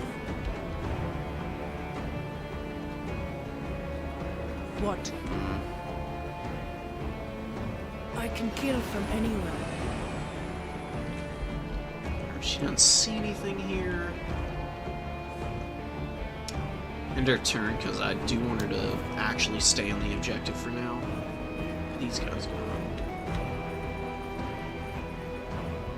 Very good spot to stand, fellas. Can't really move tech up that far. Oh, and there's the these are blocking Yaz's progress. It's okay though, Vamp can move forward, and next turn he'll act first. And get these guys to put their heads down. We'll deploy. So he's got better shots next turn. Looks like they mopped up whatever they were fighting, so pirates are kind of back online. We'll start moving around the flank here with Tech, and he can get in position for target designation. Maybe on this building, we can just bring that down real quick.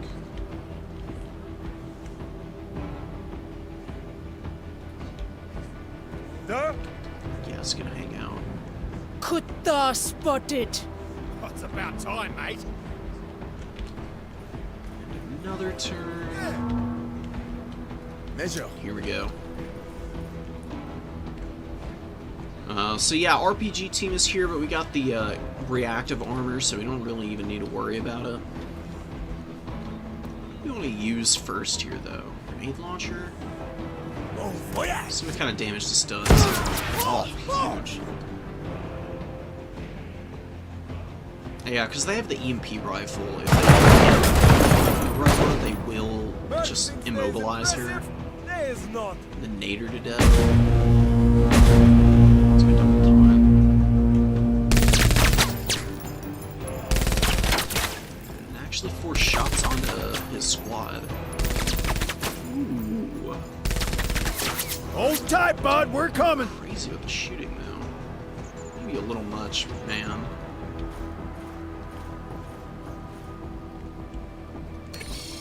Target designate.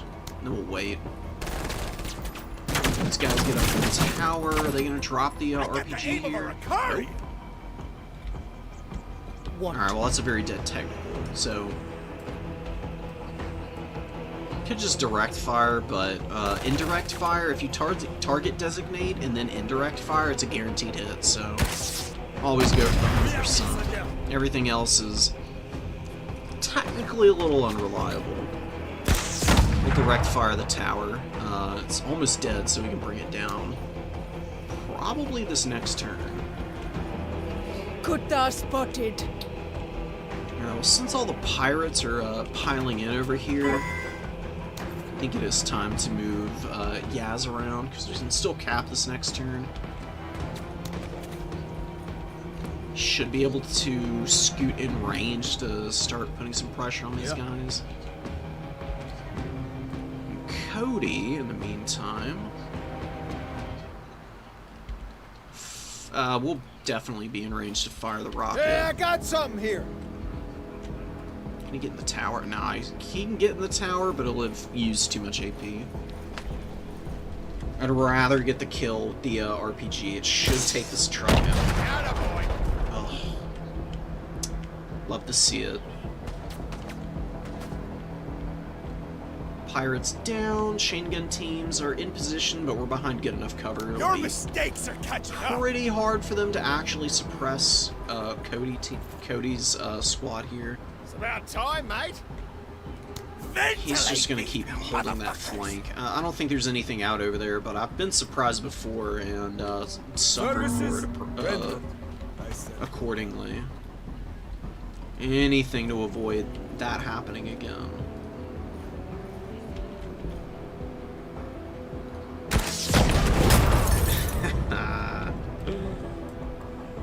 And chain gun team or the pirates here? They don't have AT grenades. They've got the RPG. Not super effective on the chain guns though.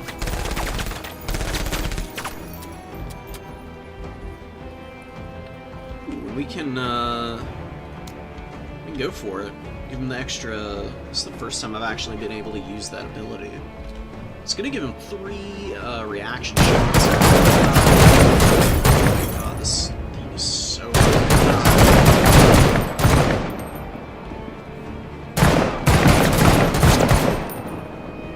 easiest 3 squad kills of all time.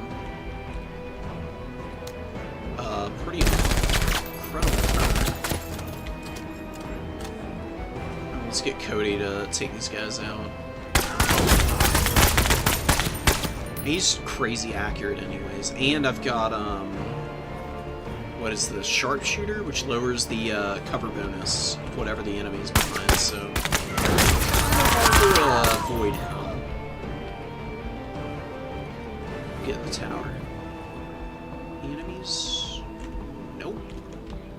I think we're gonna leave mission now because we completed everything that we can. There's no point in sticking around. We got another RPG. Hell yes, dude.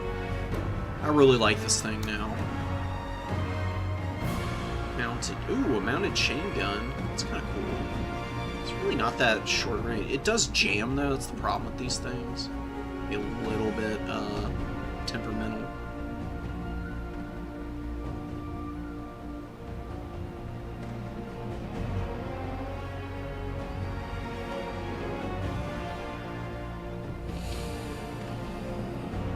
Alloys, flashbangs, a lot of armor. The jetpack, the jet suits are kind of cheesy. They're really not that good, though. I do like having EMP rifles, though. They're really a powerful piece of equipment. Dude, Vamp just shredded these pirates. I mean, 6 squads down. Doubled up Cody, who had the second most.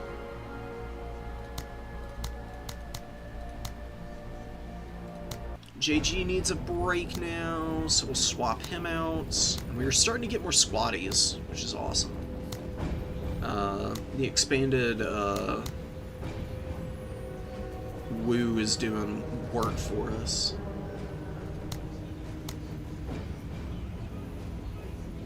Can get Gene back in here, but I think we maybe we're going Gene and Carta. 103rd ready to take on anyone. Although, let's actually start swapping this around.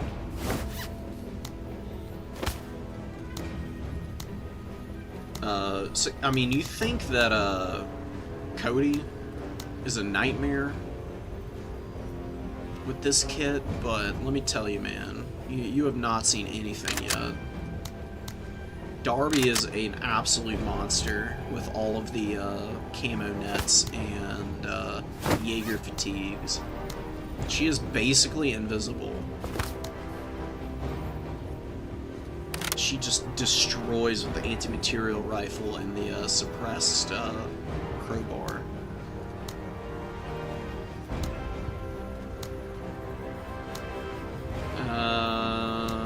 Maybe want to give them a slightly better armor. Let's see what we're working with, though. Yeah, clear IEDs. Just need to get rid of the extra armor on these vehicles. It's gonna be a pain otherwise. We'll get Ex-Conde in here. He can run pretty cheaply with the troop carrier, actually. We're not ferrying anyone around necessarily. He's got some really strong abilities. Shepherd is nice because he gets accuracy when people are by him. Unbreakable makes him pretty tough to whittle down. Call out targets, nice support. Divine Intervention just completely prevents any HP damage on the first attack that hits him, which is beyond useful. Super, super strong. We might give him Expert Pilot. Hold off on that for just a moment.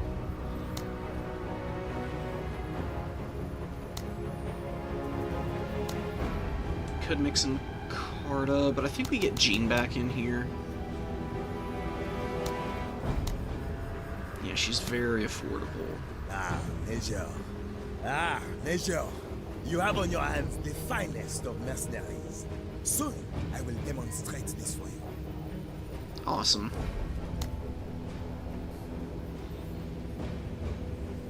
There's Squatty for Yaz might not be bad.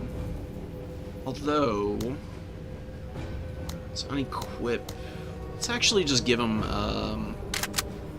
heavy assault rifle. And I think we might actually run the jet suit for him. Oh, no free squad. We gotta cut down a little bit. We'll go really hard into this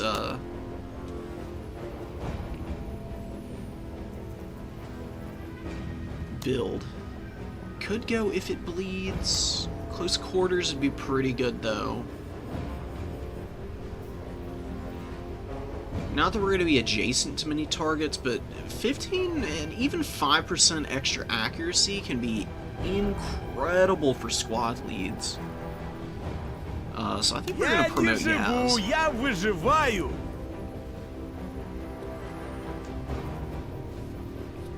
I think this will synergize really nicely with going really deep into the aggressive perks for him.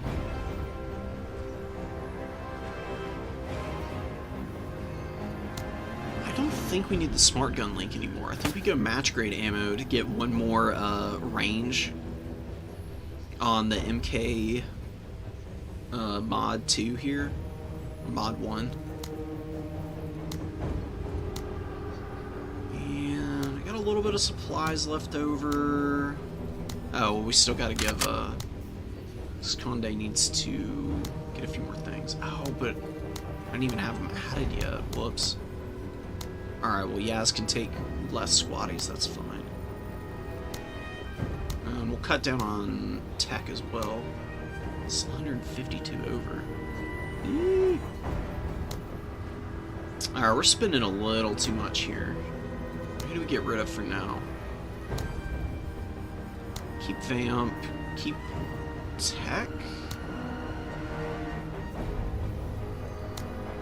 We'll just get rid of Jean for now. I mean, Flitz slogging is not that bad, but I do want to have a vehicle here. ERA, extra armor, AP mines, or smoke launchers, I think, are just better. Yeah, it's a little too expensive. Can I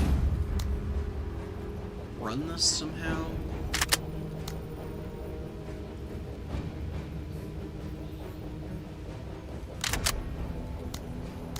No, that's not gonna happen. That's okay. stick with the long range options. This will work. How do we do this? Give him back one guy. He's got the high intensity armor.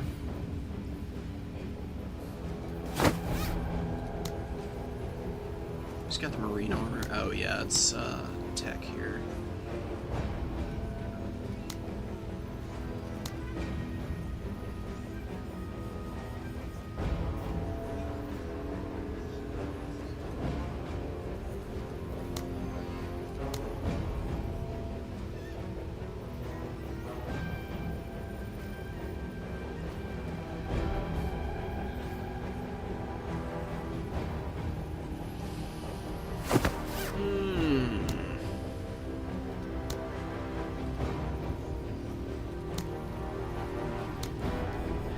Fitting this in.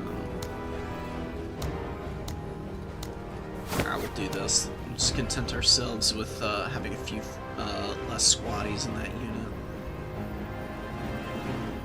I don't need more ammo for the RPG. What would be a little bit more useful? Maybe the Protagon tablets. For extra action points could be useful.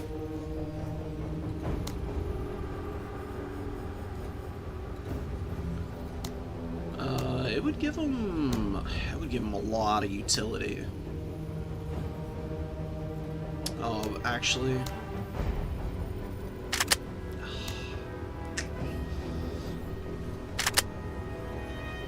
too expensive.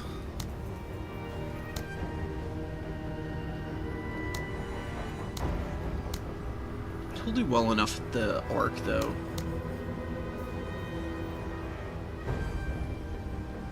I'll give him the smart link as well. Make him a little more accurate.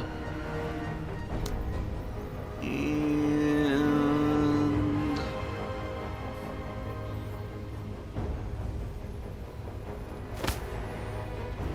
half an Edrin for Gene.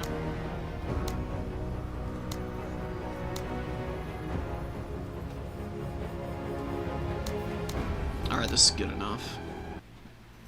We got some. Yeah. Oh, there's there's a chain gun truck literally just right in front of us. Oh man, it's a terrible place to start out, pal. You bet. Like, hate to be you. Let's see you buck! Hate to do it. A lot of pirates out here already. Should be a one-shot. You are blessed. Quit buzzing in my ear. Now, we'll scoot one tile this way. So we know there's someone back there. Boarding commandos creeping off into the fog a little bit. A lot of objectives. Bunch over here that we need to do. That's where Darby is going to head. And Vamp can kind of follow up behind her. She's got 6 concealment, which is wild. I mean, she is impossible to spot. I cannot gush enough about how amazing the squad lead she is.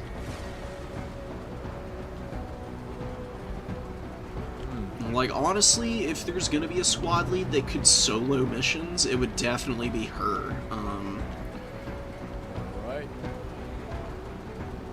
You can go, like, supply crate and just give her tons of ammo.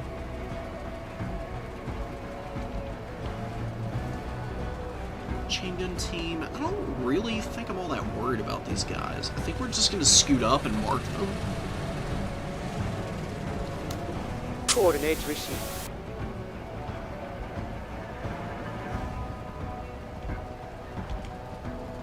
Scoot one more forward. Sconde should be safe here. I mean, the chain gun can't do any damage to him. There's no other squads anywhere near him.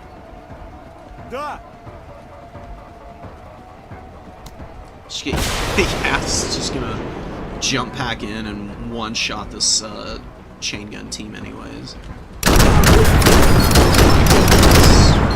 Wow. Dude, this thing's crazy. It's terrifying sounding too. Well, well. Looks like we found the perfect weapon for him. About time.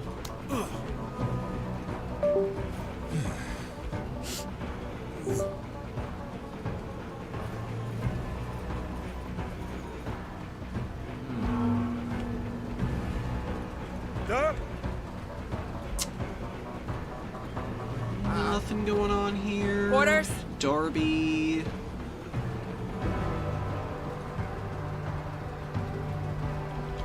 Eyes open. It's actually Paul's a turn or two. Man can get addicted to seeing something like that. It's a reckoning.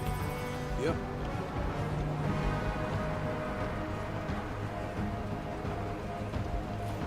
Got something here. Alright, vets over here. Can't reach them.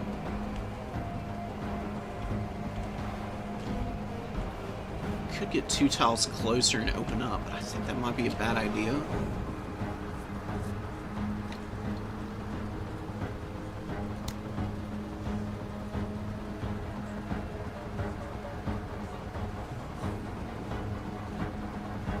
Really in range from here? What do they have? What is this? Oh, assault rifle. Okay. Hey, so be it. Let's throw a decoy down.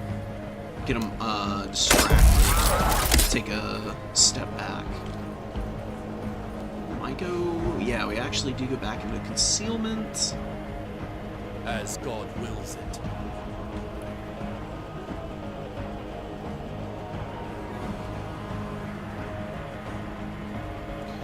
Leave Esconde here for one more turn.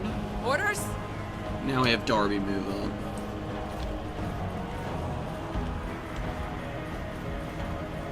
Eyes on hardware. Chain gun, it's gonna run away. More veteran scavs. These guys have a shorter range weapon. Should be easy to close on them. You're gonna have a pretty hard time closing the gap on me. Enemy EMP. Oh man, EMP squad. Vehicle's not over here though, so one turn of getting shot by a 3-man team is not that bad. I also technically only have 2 guns to fire.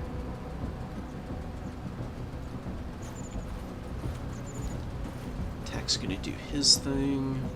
I think we move Yaz over this way, towards the other set of objectives. Alright. Yeah, him and Esconde are gonna do this. God be with me. That way we can kind of start to close ground on this.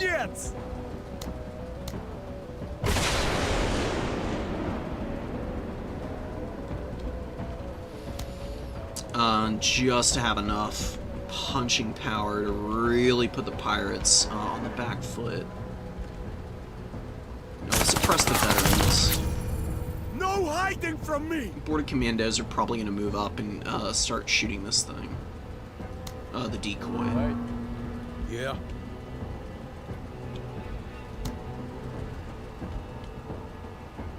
We drop our turret up here as we advance. Stand by. Stand by.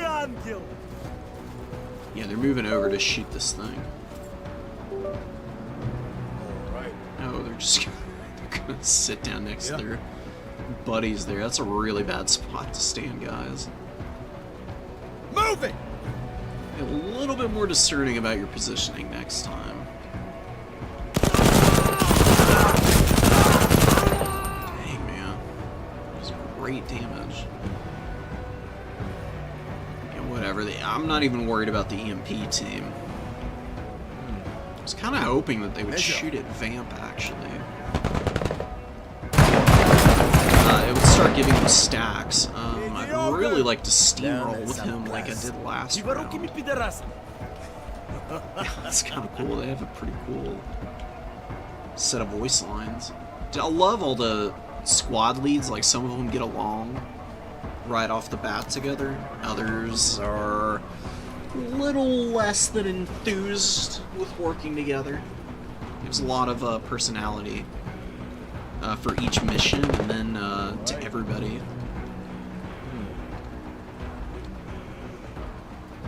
I'm gonna get one tile closer. You Keep should these be guys fearful. suppressed. Perfect. Orders?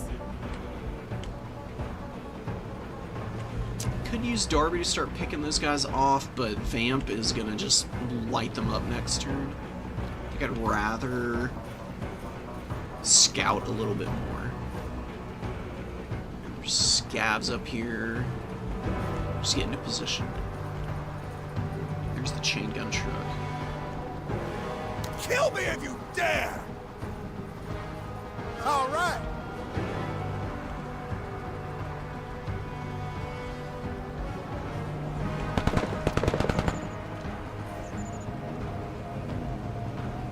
Наконец! I'm just gonna keep leapfrogging here. Too scary. This thing is so strong. Don't let your pride fly.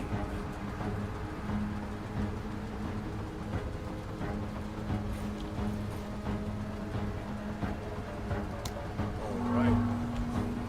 Duh. Very No nice, chance Pog. they even get to return. Oh, whoops. Let's get them some They help. suppressed me. It's okay though, we can actually use this and get his AP back and scoot up again. And jump pack forward. I've definitely gotten myself in trouble doing this before, but it should be okay. Cool. Alright. Awesome work, Major.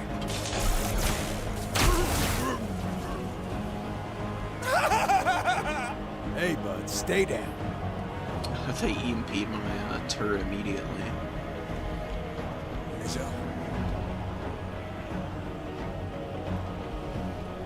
Let's launch a grenade. Oh, wow.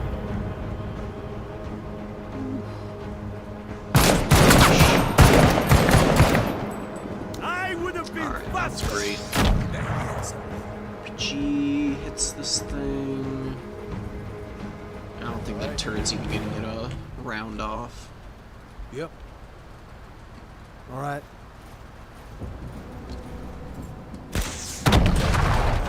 Would you say that is your fault, Major?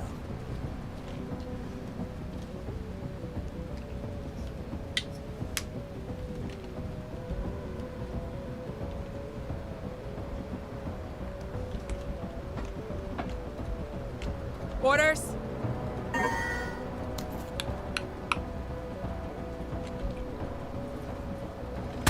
Let's actually just get this.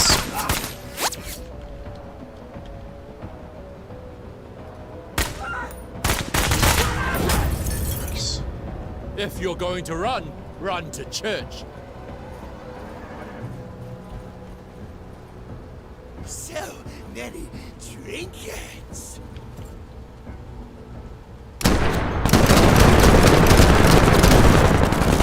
Very good counterattack fire. It's okay though.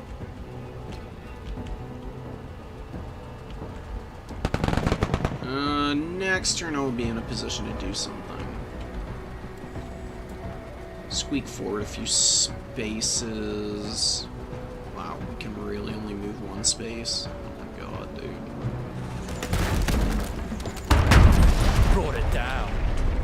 We still got one of these things out of the way. About time, man.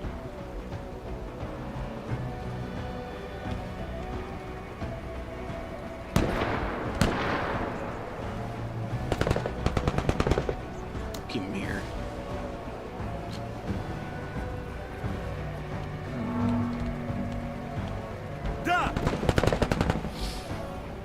Alright, we need to start working on getting rid of this unit over here. So, poor accuracy. Oh yeah, the suppression was perfect.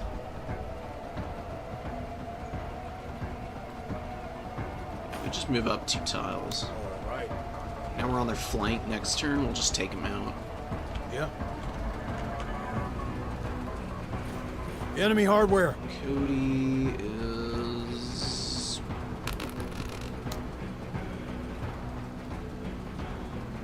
Just don't have very good sight, so...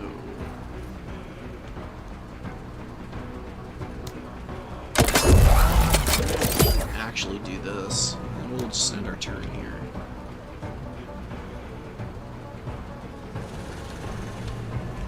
A little too far away.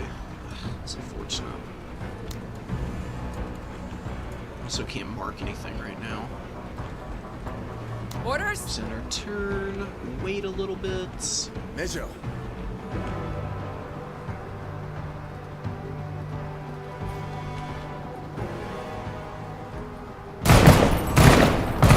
Just kind of mop up as we go. Too slow. Orders? Can start taking these things Orders? out. We're gonna censor decoys a couple times. Fucking get it, Major. That was a good idea, because these guys wandered into range now.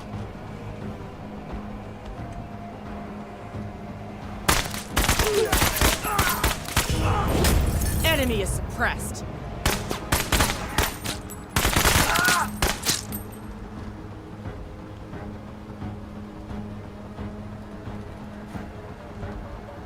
About time, man.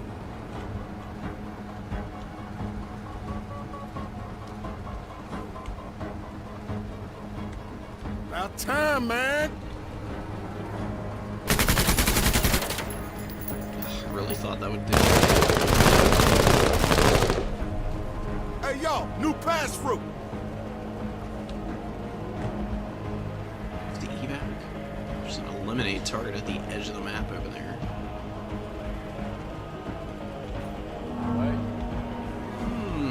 Duh. Alright, first things first. Вперед, вперед. Yes.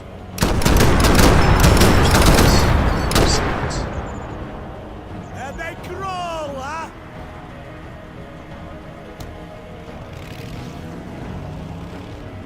Oh, I really thought this laser truck would turn over here.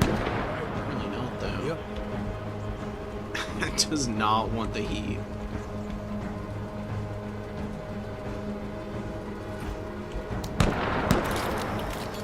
Alright.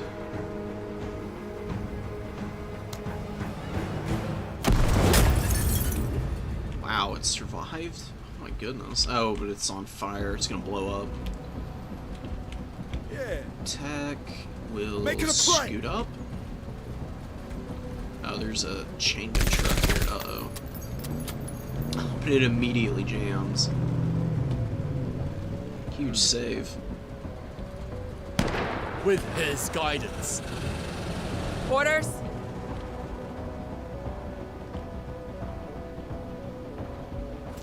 Just take out these. Clearing lanes.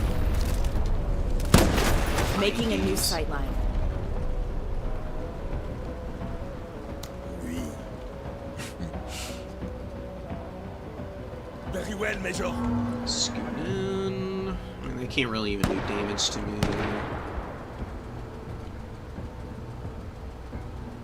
Tech's gonna hide in here. Target, designate the vehicle. And they're gonna run away again. Smartest pirates, honestly.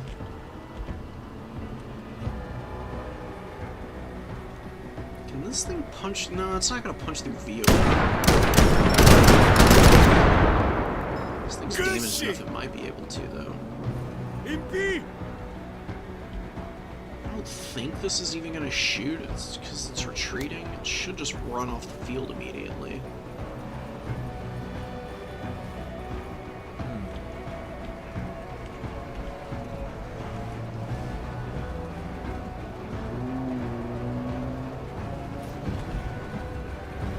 One tile away. It's okay. And here. Just keep driving forward.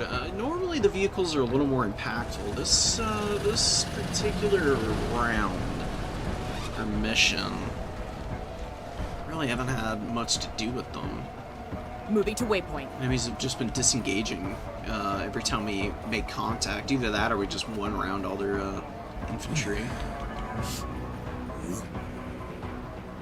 Tout de même. Bon voyage. Nice.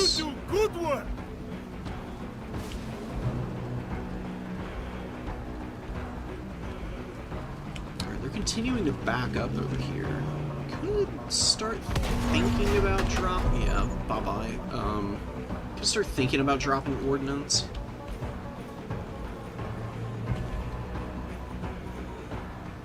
Oh, because they're in good cover.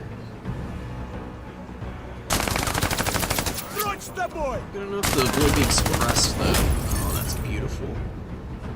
Another amazing round of combat for Yaz. Gonna refresh and give himself some more ammo. And I'm not worried about Coordinates received. any potential repercussions for blowing stuff up over Coordinates here. received. Could hit the truck. Let's actually hack it. We can fire on that tile, I think.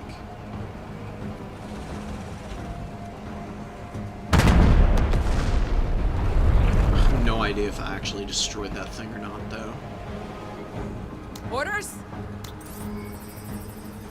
Aha. Become scarpering at it. Orders? The column. Oh, it's a saboteur. I'm going back to my ship! So they're especially poorly armored. Very, Okay. very good. Easy peasy. Vamp. Coming up. Pulling rear guard. We did miss the chain gun truck. Make it a play! Technically a little bit more inaccurate when you fire onto a square that you can't see the target on. It's usually not that bad, though. Especially with the faster firing weapons, you can usually still get a couple of hits and get some suppression. This damn gun is all bark. Hardware fell.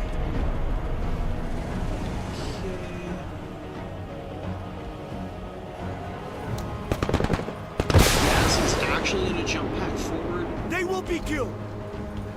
Is that close? Oh, that is close enough. Oh, yeah, that's right. Fire mission underway. There's nothing over here anymore. Holy fuck! They really hate us! Rockets pin down the pirates. Yeah.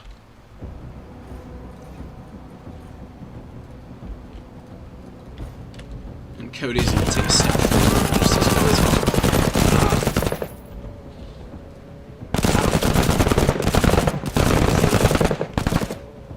A modicum of talent. Quit buzzing in my ear. Dang. Orders? Thought y'all'd get along a little better. Like not, though.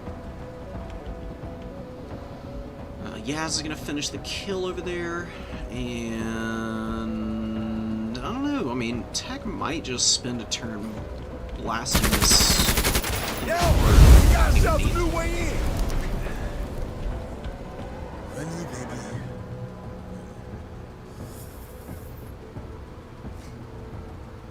Ici.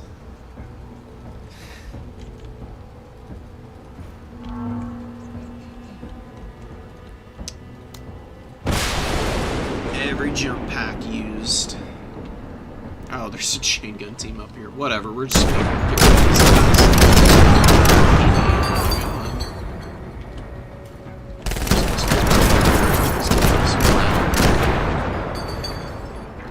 Jeez. Oh my god, what the hell?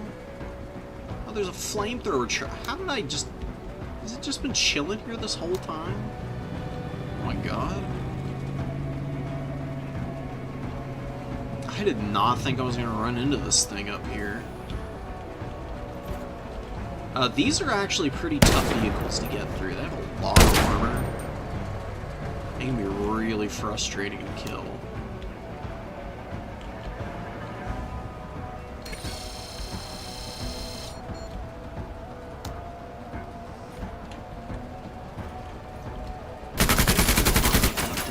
Do a little bit of armor damage with this, though. We're gonna war dog this thing. Boom.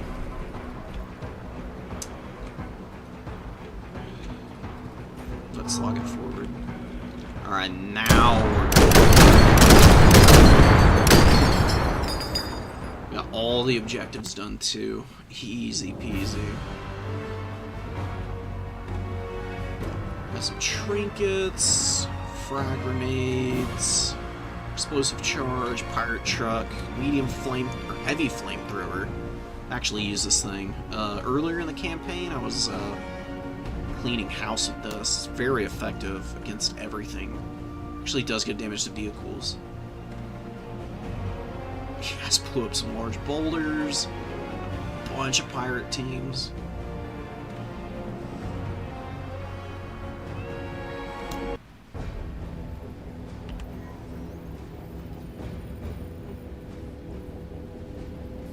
Right. What do we have left?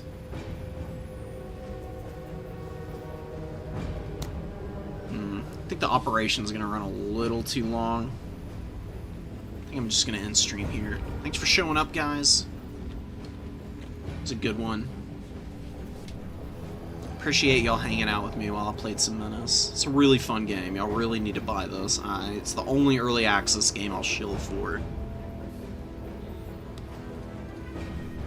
And it's 25% off till the 19th, so you got like another close to a week if you're interested.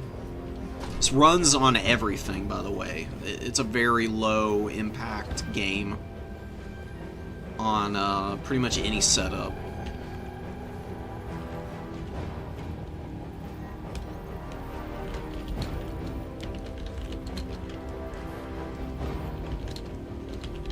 Alright. Thanks for hanging out, guys. Y'all take care. Peace.